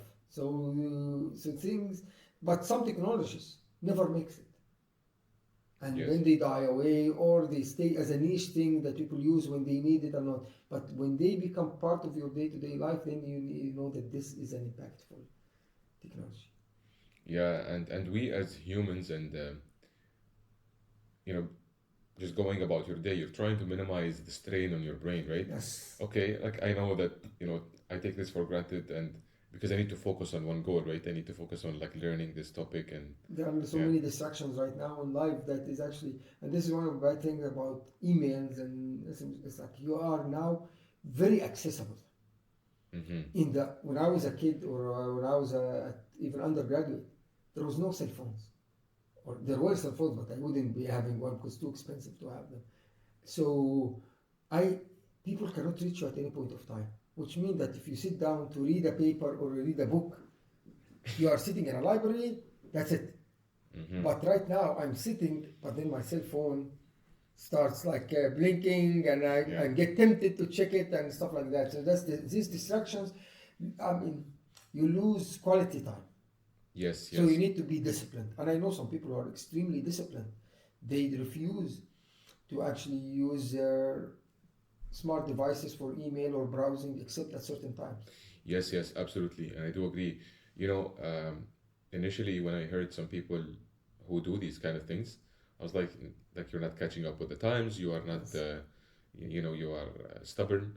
But after reading a lot about the brain, Professor, and applying it to my own, I found that the brain is very sensitive to any distraction. Like, do not underestimate the value of, if you see a text, okay, it doesn't matter from whom, your brain goes off on a tangent. Like, it fires up all these neurons that are not supposed to fire up. They're not supposed to work. You should be focused on one simple task. And this brings me back to, like, it's a philosophical slash, you can call it a religious observation, but actually the value of focusing and being calm is like what we as Muslims learn, right? Like when you pray, is that like you are calm, and then you should be there on time. Like you should respect the. I would, right? Yes, and I would say that this is in all religions and even in philosophies. I mean, like look at people who do meditation in Buddhism and stuff like that. Yeah. So the ability to disconnect. Yes. And focus on one thing and disconnect of distractions is extremely powerful. Yes. It actually, the way I see it, it is like resting of your brain, like your body. I mean, any athlete or any human being, when you do a physical activity, you need to rest so that your body can rebuild again. You cannot continuously working, otherwise you'll crash. So you need to rest, whether physically rest, like resting, sleeping, staying in ice bath, all these things in order to your muscles to rebuild and you become fit again. Same thing for your brain. If you reach exhaustion, or like they call it burnout, then you need, and now these exercises, and some of people are using yoga, for breathing exercises in order to calm them down, in order to actually their brain to be able to rest, and that energizes you again to do that. Now, sometimes you get that by sleeping, because when you sleep, you are on standby mode in your brain and your body, so that, but if you can actually do that also during the day, just to be able to disconnect from everything, that's extremely powerful thing to do. And everything could be done. Like people say, I cannot do it. Everything could be done by training. Maybe you will not be able to do it for 1 minute at the beginning, maybe 30 seconds, but then if you keep trying and trying, you will be able to do it. Yeah, I mean, I'm making the observation because, you know, I'm Muslim myself, but of course, in all these religions and you know, but I do see the value now is that you do need that, you know, piece of disconnect, and you do need that. It's a break. I mean, like I tell my students also, if you are sitting, working on the same thing for more than 2 hours, anything you do after the second hour is going to be of low quality. So get off your desk, get off your thing, go do something else. Like I'm not saying, like, for example, go play, but even just shifting activity actually gets your brain, there's those neurons, the same neurons that are firing, other types of neurons are going to be firing, and then you are giving rest to these things. So just disconnecting for 5 minutes is extremely important. Yeah. It's very interesting when I dug deep into the biology of learning itself. And I think Pierre at KAUST, I mean, would be knowledgeable about that. I mean, like, he's a neuroscientist, so you understand, like people like Pierre, Lina, they are doing research in this. However, just by simple observation from non-expert, you can see the value of doing this type of disconnection. Yes. And I went long time ago to a camp in Thailand, where they took our cell phones, laptops, everything when we entered, and it's a retreat for 10 days. You are doing exercising, you are walking in nature, and you're eating healthy food, and you have access to nothing that from the outside world. Seriously, you come back refreshed. You really come back extremely refreshed after this type of experience. Ideally, the things that they taught you there, you should be incorporating yourself in your thing, but we have too much pressure in our life that you cannot adhere to it. So I would actually do it again soon, so that, because it was a very interesting experience. Like, I couldn't believe, the first few days were tough, because you are addicted to your cell phone, you are addicted to the news, you are addicted to these things, so it's very tough to disconnect. But after the second or the third day, I think you get used to it. And then it's refreshing. As you said, everything is possible, right? Everything is possible, it's by training. And the willpower and the commitment. Everything is possible. You just need the commitment. And if you are committed to something, it will happen. Yeah, the human psyche likes chaos and likes being addicted to all these, you know, stimulators, right? Yes. And perseverance is having grit and the willpower. That is extremely important. Yeah, going through something tough.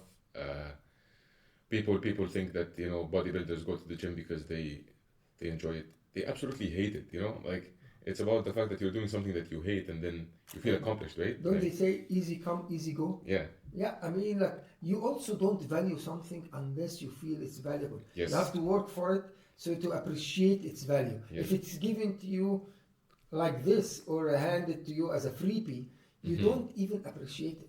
Yeah, you don't. Yes. You don't. I mean, like, you feel, okay, it's easy. I mean, like, anyone can have it. But when you work hard, and this sense of fulfillment that you get is important. Yes. So going a little bit deeper in this, what is one habit or mindset you believe is absolutely essential for a PhD student to succeed in this time? Never giving up. So don't get discouraged by bad results. Don't get discouraged by things are not working. Because if things work from the first time, then you are not working in a worthy PhD problem. Because it's supposed to be something that is not easy to do.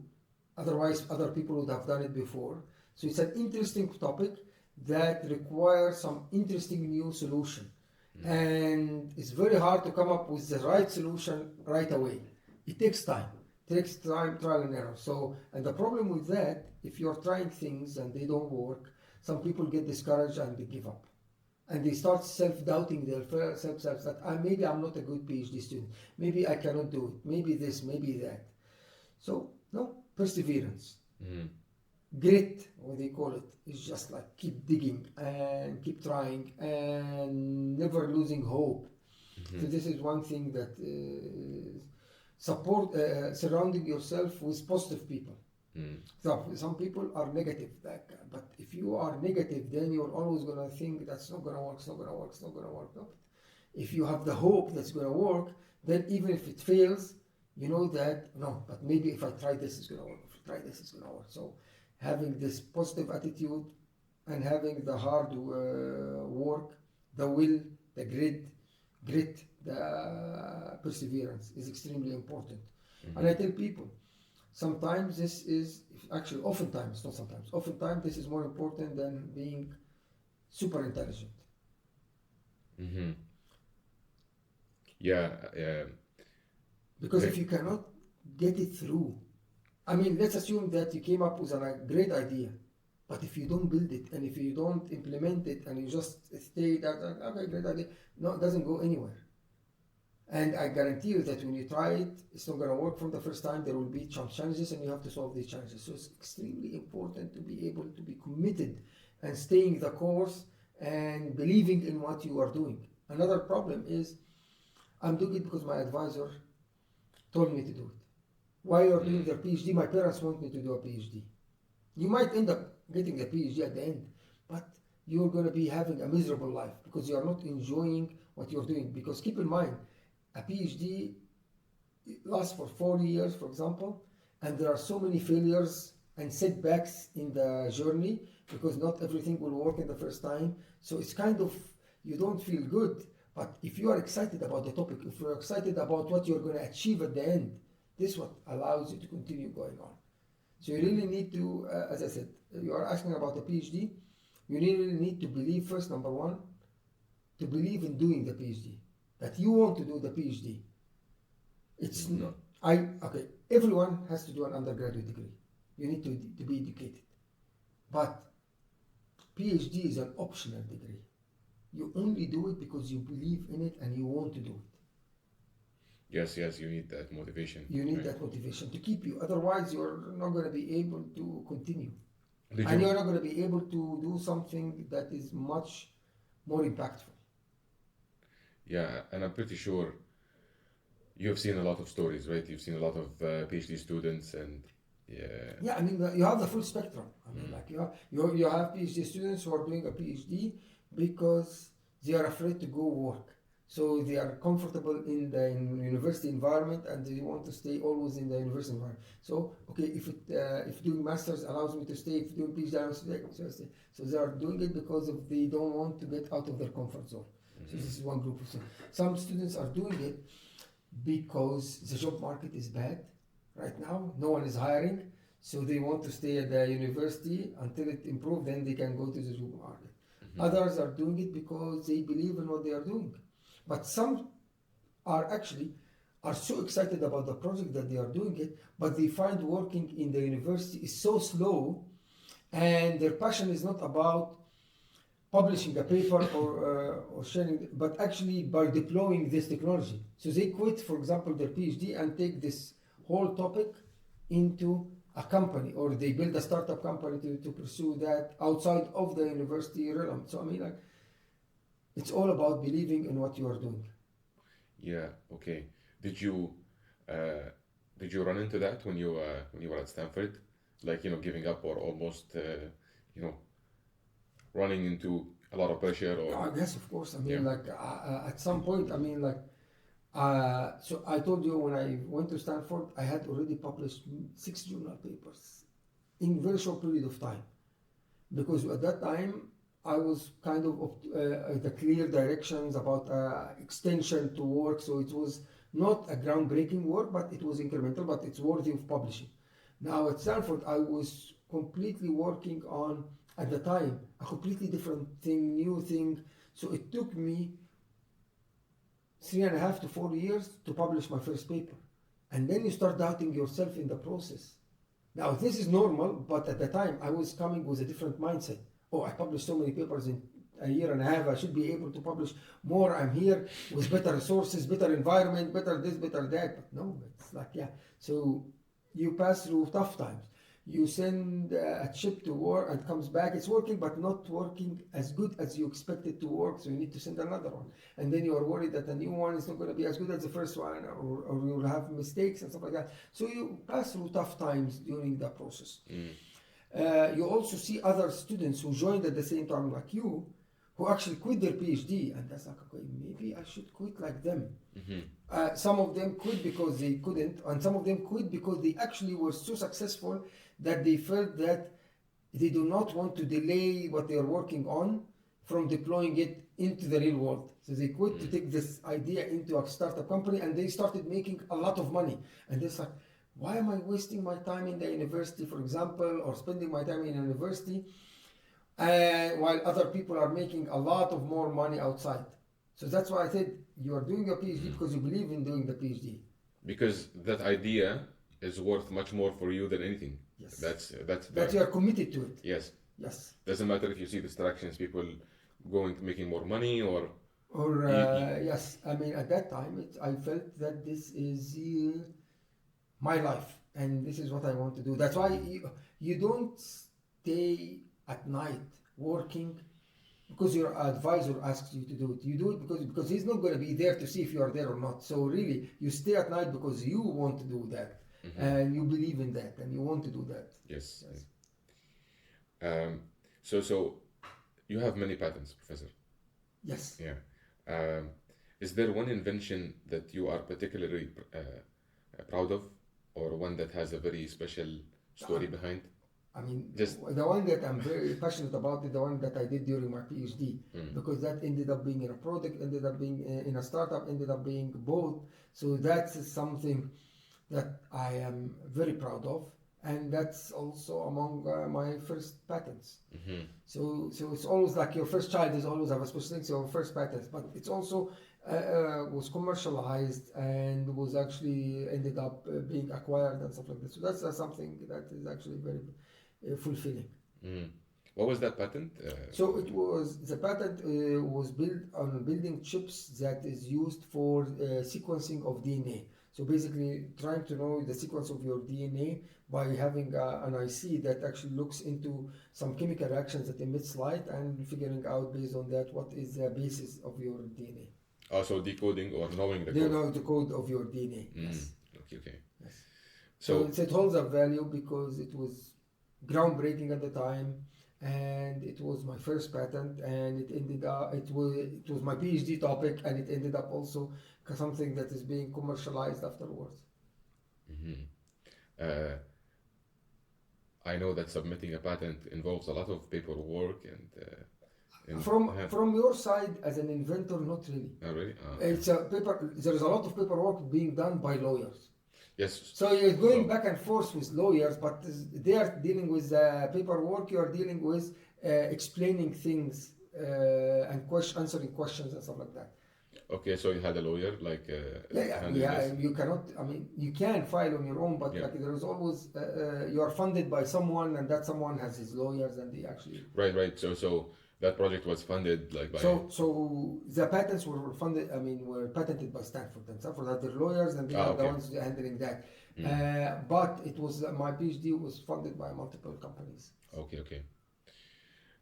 If you were not an engineer or a professor, what would you be doing? That's a very interesting question. It's a tricky question as well. It's a very tricky question. I can tell you, I'm toying now with the idea of, okay, what should I do? I think I like interacting with people in a social settings. So I like to be in an environment where I could interact more with people. So as a career, as a job, like I don't know what that would be, but something that has lots of social aspects in it. Okay. And it's also good that you know, maybe you can say, no, I don't want to be anything other than professor, because like you would love your job. But I mean, I like my job, Mm. but I'm now thinking from, okay, at some point you'll have to retire. What are you Mhm. going to do in retirement? So I don't have many hobbies, so I don't enjoy hobbies. But I like interacting with people. So I'm trying to now look into something that I start now. So by the time I go retire, I actually be doing. And what that would be, that's actually something that I'm looking into right now. But I know that it has to involve interacting with people. And I think this is also good because it's stimulating. When you talk to people, you have to interact, and that is actually very good for your cognitive skills. Maybe start a podcast.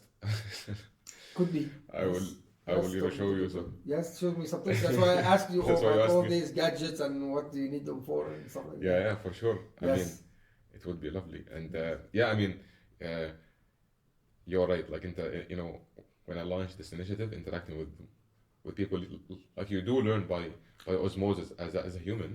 Uh, anyone you interact with or anyone you see, Yeah. you learn and you teach them. Like Yes. it's inevitable.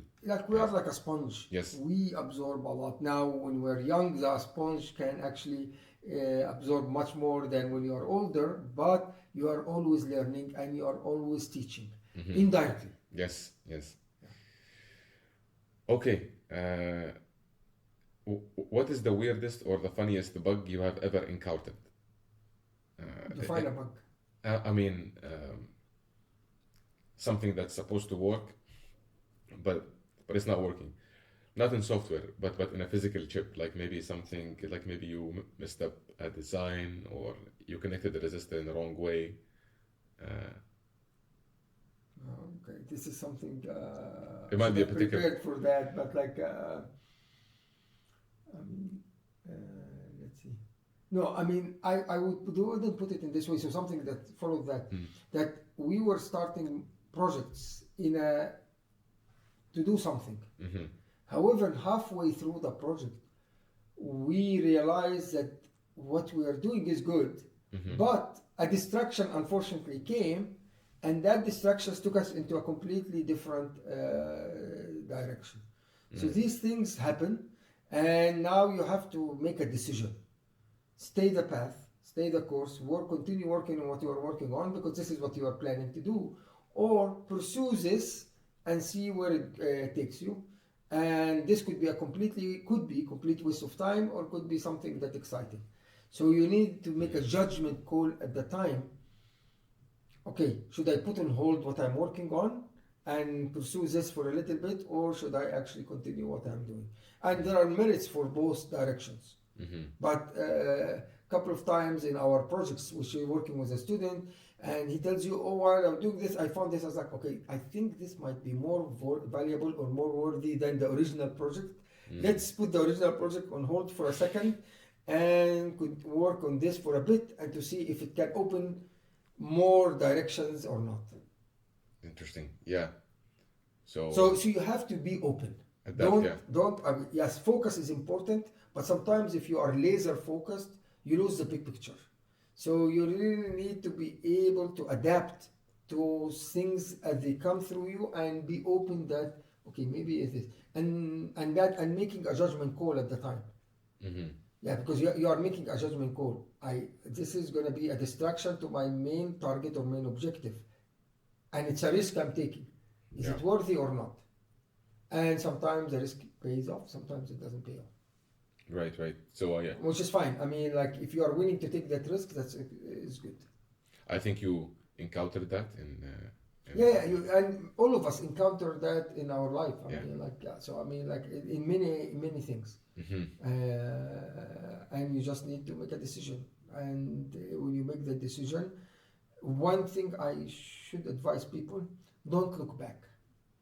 Because people when things don't work out, they start regretting, and they start thinking, well, I shouldn't have done this, I shouldn't have done that. Okay. Yes, you should look back to learn from the mistakes, but you should not get stuck in the past. Move forward. Always move forward. Okay. So even if you make a decision or you get distracted and that turned out to be a stupid or wrong decision, Mm-hmm. doesn't matter. Move on, because getting stuck in one point is not healthy. You feel bad, you get bad emotions, you bad ideas, your mood changes, and you cannot move forward. No, move forward, move on, cut it loose and move to something else. Yeah, you're losing the most precious thing you have, which is your energy, your brain power into thinking about these thoughts And your time time. Yeah. and your mood.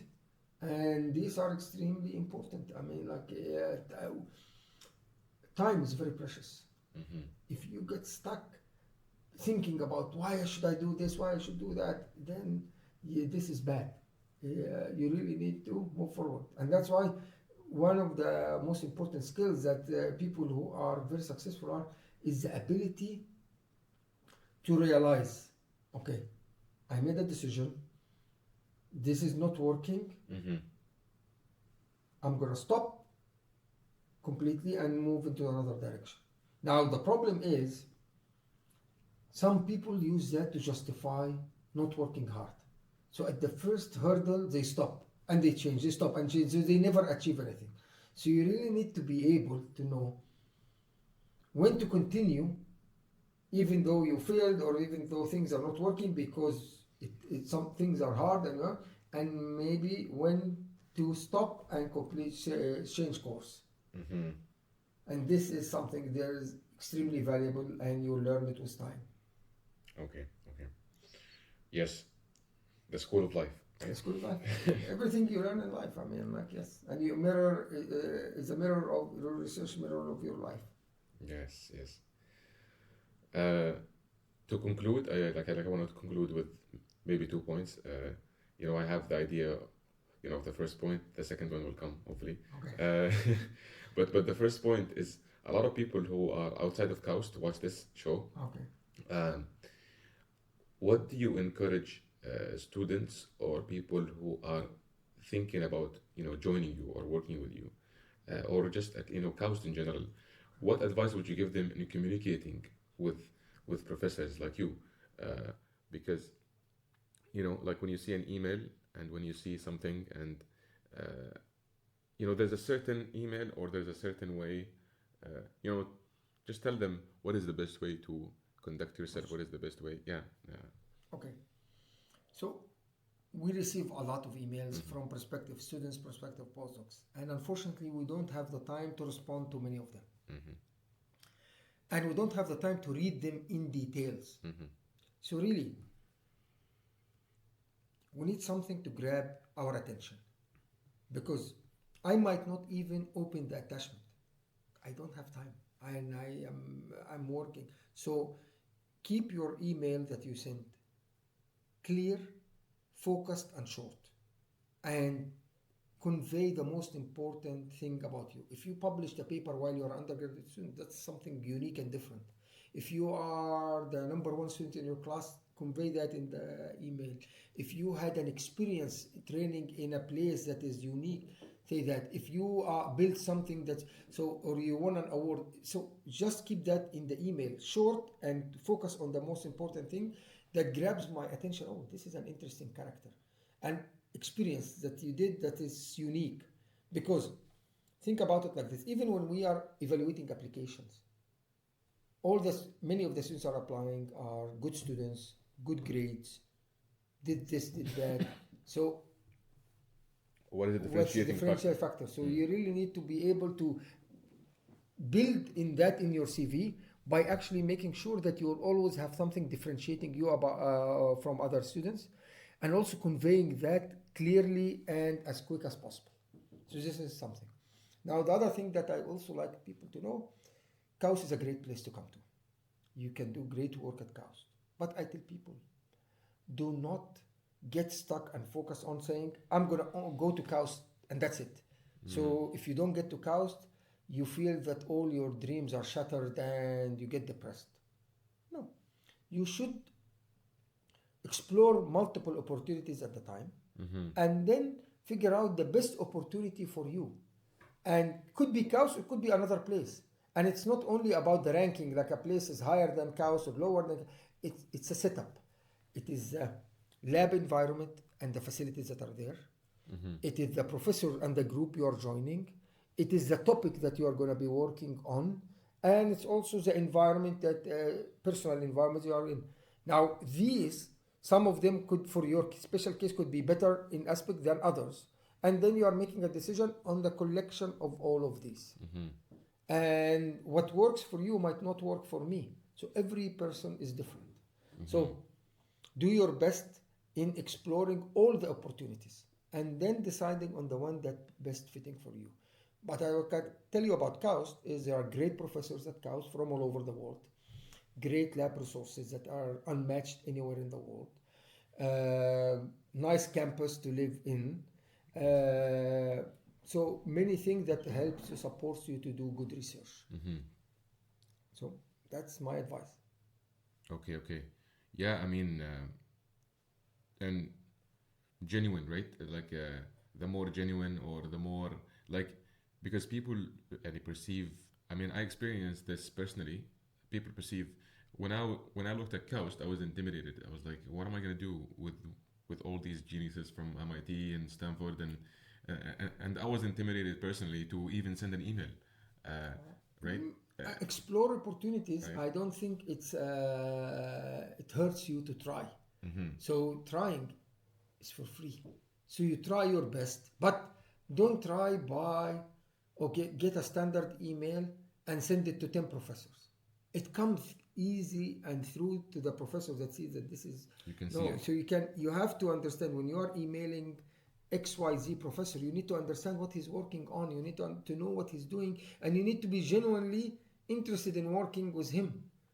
I mean, the worst thing is applying because this professor has money, so I'm going to apply to his group and join him. But maybe he's working on topics that you don't like. Maybe the research direction is not something that you want to continue your life on. And keep in mind, if you are doing a PhD, you are associating your life with this area to some degree. And it's always important to point out and to also encourage people who do not make it to KAUST that that's not the end of life. It's not the end of life, and some people didn't make it to KAUST for masters, but made it for PhD. So some people I know applied at a certain year, but then it didn't work out, and then they worked and then applied again, and new professor came that are more matching to their experience, so they actually got into KAUST. So it's never the end of life. Yes. Again, moving on is extremely important, and having the perseverance. Like, don't treat this at the end of the world. Don't get disappointed. Sometimes, for example, let's assume that someone had his dream is to go to MIT or Stanford. He didn't go there, but he went to somewhere else. That's fine. That's perfectly fine. As long as wherever you end up, you're doing your best, you will be extremely successful. Yes. People think sometimes in linear fashion where, okay, if I don't go to MIT or any of those prestigious schools, I'm not going to succeed. But you are a live example. Like, you didn't go to a very special school. Like you went to Cairo University, right? Like for my undergrad, yes. I mean, but to some degree, Cairo University is a top in Egypt. Yes. So, but globally again, globally speaking, yeah. yes, it's not a top university. But I ended up at Stanford, which is one of the top places. And again, people are looking for talent anywhere in the world. And this is one of the nicest things about KAUST. We travel a lot to many countries in order to recruit talent, because we believe that talent is not is available everywhere. It's not available. No, it is available. It's available. It's available everywhere, except that you have to dig for it. So you cannot say, it's only you get the best students from India or China. Yes, they have great students, but Colombia has great students, Egypt has great students, Pakistan has great students, Japan has great students. You just need to do the effort to reaching out to those students. So this is what I mean by there are lots of people everywhere, and you just need to dig deep for them and attract them. And that's why KAUST is a great place, because we try to identify those people all over the world. Now, we like to take risks and try to attract students from from different places that we believe in after testing them rigorously, while some places they might not have that urge to do it because they have brand name They have been around for hundreds of years, so they can sit there and they are guaranteeing that the students coming are always going to be the best of the best. I see what you mean. Yes. Yeah. And you know this by heart because you were one of the early Yes. recruiters. Yeah. At KAUST, yes, and we are fortunate to have great students. Really, our students are great, and that comes from the fact that we are very small. So our admission cohort is very small, which means that very selective. But people say, "Oh, you are not going to be able to attract good students." No, we get good students at KAUST, and they do great work. And some of them are coming from places that you might not have ever heard of them as a country or as a school. Yeah. We have students from Nepal. I never met a student from Nepal before, but like then that student was working was Professor Boone, was extremely smart. So as I said, talent is everywhere. You just need to dig for it. Yes, yes. And to one last question, which is what I wanted to ask, is if, let's say you are a faculty and you're interested in a student, and they email you and you like their email and you interview them. What I always tell people is like there's a bunch of people who reach out to me now, right? Because I have a lot of followers. Yes. So what I always tell them is that you know look at the professor, look at what they do, and actually if you are interested in the topic, email them directly and ask them. But it's true that if you have the support of the faculty, your admission will be like a little bit easier, right? Is that true? Or it depends on what are you applying for. Are you applying for a master's or PhD? Because for a PhD, you are working on a PhD topic. Yes. With an advisor. And now there are some places that are they admit students, but the department is very big, that they are guaranteeing that whatever the students want to work with, they will be able to match the student with a professor. KAUST is a small university, which means that we don't cover every single aspect of the electrical engineering, for example. So let's assume that you want to work in a special area of electrical engineering, and we don't have a professor in that area. So either you make a compromise by changing, or you don't come to KAUST. So my point is, you have to really look into what is. So we make sure when we admit a student that for a PhD there has to be a professor matched to the student, and that's why we call it sponsorship. For a master's, you are still don't know what you want to work on. So that actually the students apply without having a professor in the loop, and they get evaluated by a committee from the department that looks at all the students applying, and we try to get to best judge what are the best students that are applying. Right. So a PhD is more focused, and if let's say someone is really interested in working on these Memristors, right? Yes. And they email you and if I don't have opportunity this year, but there are other professors that are working, for example, in Memristors like Nazik in our department, or like Jalluka. But if there was no one else and you are assisting on working Memristors, most probably I'm going to tell you, sorry, I don't have opportunity. Maybe check this other professor in another university or something like that. Right. But like it's true that if they have the advisor support, does that make the admission? I don't want to step into the admissions, role. Yes, but it's a starting point, because if you are coming to do a PhD, then you'll have to work with a professor. Yes. Then there has to be a professor interested in you to start with, because if there is no professor who thinks that your background matches his work, but this is the first step, that a professor identifies you as matching background and you, and he tests you and everything is good. So this is the first step. Then you have to go, because we need to keep certain standards in the university, certain standards in the department, so you go through an admission department admission. Yes. And then you go through the whole process. But it starts by that. Yes. But does it help? Of course it helps, because without it, you cannot advance. So it's so without it, if you don't have it, it's no admission for the PhD. Yes. That's it. And if there's a professor who believes in you, then it helps a lot. I mean, sorry, the question would be relevant for masters. Masters is a completely different ball game. because if you contacted a professor and he thought that you are smart, he might tell the admission committee. But the masters, it's because we are now trying to choose a pool of students for the department. Now, that has other considerations. Maybe we look at different backgrounds, different countries, backgrounds in specializations, all that stuff. So there is, and that's why there is a committee of 3 professors from different aspects of electrical engineering, look at all the applications applying for masters. Now, one of the key important aspects of your application is what? 2 things: statement and recommendation letter. Now, if they receive a recommendation letter from someone they know, that's a big plus.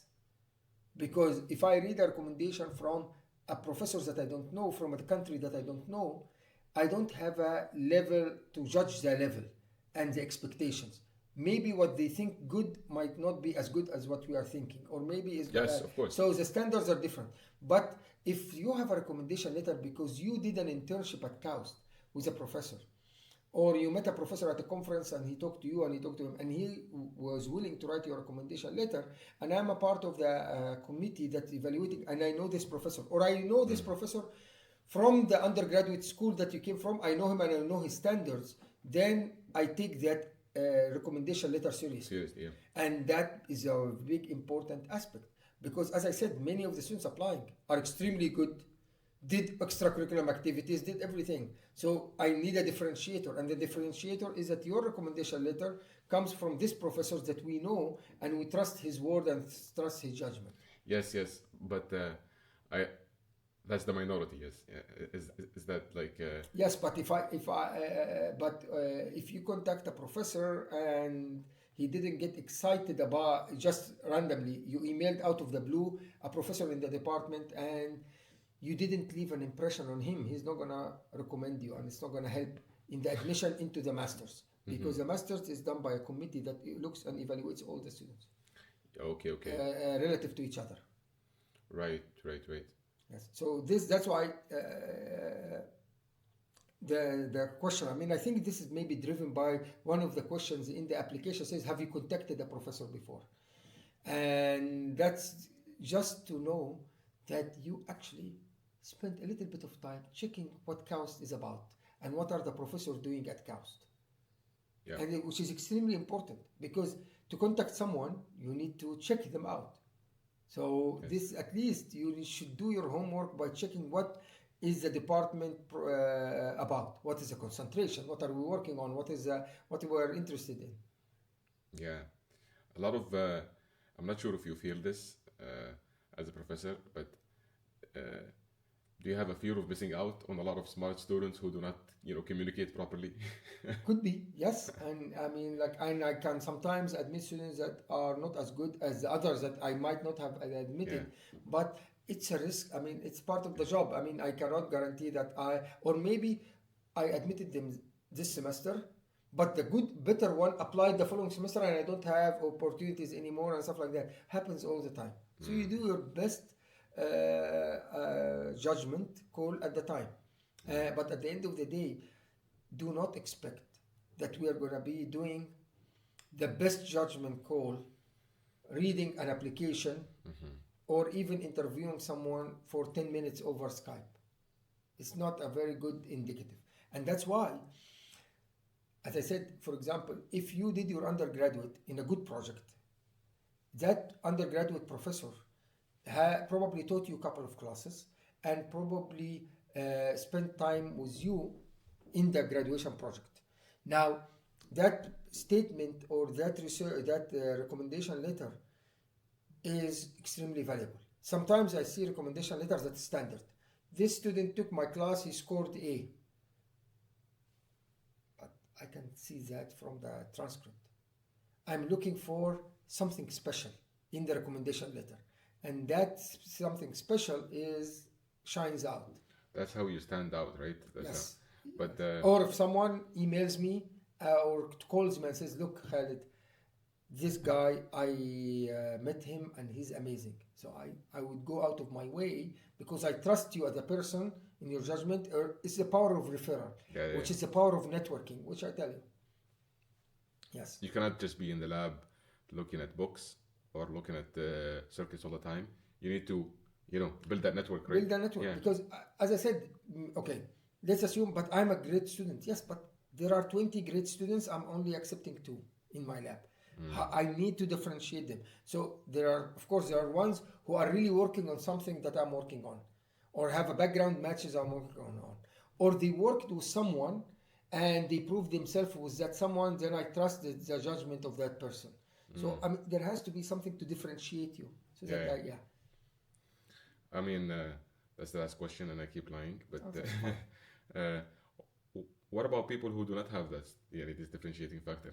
I mean, it's too harsh to say, like too bad you don't have a chance. But how can they, if we were to put, ourselves in their shoes, how can you? If you really want to make something happen, you work on these differentiators. Yes. I mean, okay, you can, and it's not only about being the top student in your class. It's like maybe about doing an internship at a place that is actually very good, or it's about working in the lab of a professor, even without this being a requirement of your degree. But you have to do something, because we have a limited number of slots. So why would we assign or this precious slot to someone who's not willing to invest in himself in making those differentiators? And this is extremely important, because the slots are limited. So and this is something that many people miss in their undergraduate, which is because no one was there to help them. So that's why when we travel to universities, so part of KAUST job, we travel to many universities in Saudi and outside Saudi, and we give talks about KAUST, but we actually tell students about these important aspects. And hopefully they listen to us and they start working on these things, so that by the time they are applying to KAUST, their application will be competitive. Okay. And to ask you, I'm curious, what is the most interesting thing you saw, like an extracurricular activity, like someone who did something really crazy? Let's keep names anonymous, but what's something that stood out for you? I mean, there was someone application. He didn't come at the end to KAUST, but in his application he said he went to the base camp in Mount Everest, and I was like, okay. So for me, I was like, wow, but why is this relevant to the application? But I mean, but actually it's relevant because it shows that you put something in your mind and you achieved it. And it was unique and different. So that was something that I haven't seen anyone in application say or talk about it like before. That's like he went to the base camp in Mount Everest. That was one student. I remember that vividly. Okay. But I can't remember where was he from. Okay. Yeah. But we're all unique, right? Do not shy away. Everyone has something special about him, and you have to work on your strengths. And as we said, even if you don't get admitted to KAUST, it's not the end of the world. What is important is how to capitalize on your uniqueness and your capabilities to move forward, to achieve more. So it's extremely important to know what you are good at, to build on it, and what you are weak at to improve it. But having good self-assessment, or even asking other people to point out the strong aspects of their work and the weak, so that they can work on it, is extremely important. Yeah. People are going to be helpful. Do not fall into the trap of just thinking that your GPA or your recommendations letters or all that, okay, everything is fine, but at the end, you are like, you do look at this student or at this human. Like, do I need this person in my lab? Like, am I gonna work with him, right? So I mean, tell people something. So you could have all of these, but at the end of the day, it's like marriage. Yes. Or it's like parenthood, because there is a relationship between the advisor and students that's different from taking a class and leaving the class. It's not like I'm not grading you, and you're gonna be attached to your advisor all your life, because you get only one PhD. So I say, like, he did his PhD with this professor. So it's important to do this, and I'll tell you some secret about my lab. So I look at the files, emails, and the files that apply and all the stuff, and I identify few students. I do not test them technically. I actually ask one of my students or postdocs to actually test them technically and tell me how good or bad they are technically. I actually, when I interview them, I'm more interested in their personal fit in the lab. In the character, right? Yes, because technically I already have an indication of that in their grades and their projects they did. And I have my postdoc who is more capable, or senior PhD student, more capable of judging, testing them about equipment, how to use it, stuff like that. So I have these data points. I try to spend the time in figuring out, would he a best fit in the culture in my lab? Will he a best fit in working with another student that this project has another student? So this is the most important thing that I spend my time talking about. So just get to know them, get to know about them, ask them very different questions just to get to know them personally. Okay, yeah. What they want to achieve in life. I mean, maybe what they want cannot be achieved by coming to my lab, so I try to give them the best advice I can. Yes, you were right when you were talking about that relationship. Yeah. It's almost like a marriage or adopting. Yes. Like you're literally adopting a person who is going to grow and become someone because of you and why you brought them in. And right? because being in the lab and because working with other students. But so you really need to make sure that this relationship is tight. Yes. And to sum it up, when you're communicating, be concise, right? Yes. Be concise to the point. Yes. Try to be genuine and don't be, I wouldn't say be unique, but expose your uniqueness and expose your why, like you did your life, like the way you did it, right?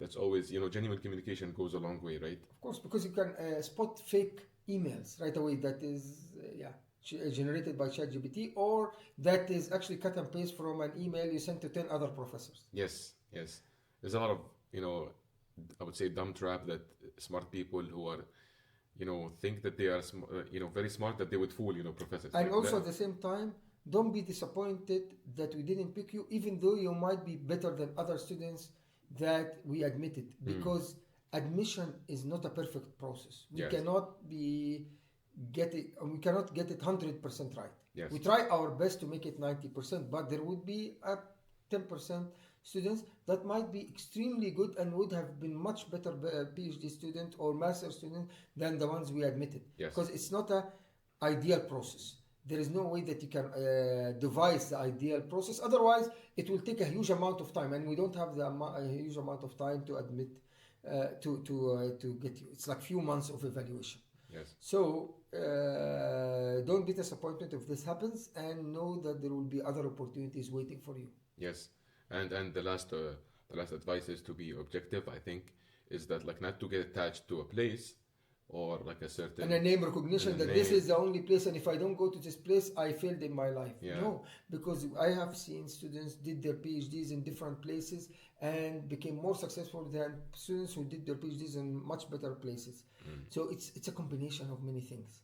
Like you are at the right time, the right group, the right professor, the right topic, right environment, and then things culminate and you succeed. Yeah, it's back to the. It's a very interesting quote from the president back when I interviewed with him. He said, "Chance favors the prepared." Yes. Right. The more prepared you are, chance is going to be on your way. Yes, right? and taking advantage of the opportunities that are given to you and not giving up is the key. Not giving up, and don't get really disappointed easily. Move on, keep moving on, keep pushing. If things don't work out the way you planned them, that's fine. Devise a new plan. Continue working, never stop. Awesome. Thank you, Professor. Thank you so much. Thank you. So much. It was a pleasure having you. Thank you so much. And I really appreciate this initiative. As I told you, this is something that I really respect and admire. No, thank you. Thank you. And thank you for being so kind with your time. Thank you so much. And sitting down. It really means a lot. Thank you so much. Thank you, Professor. Take care. Bye-bye.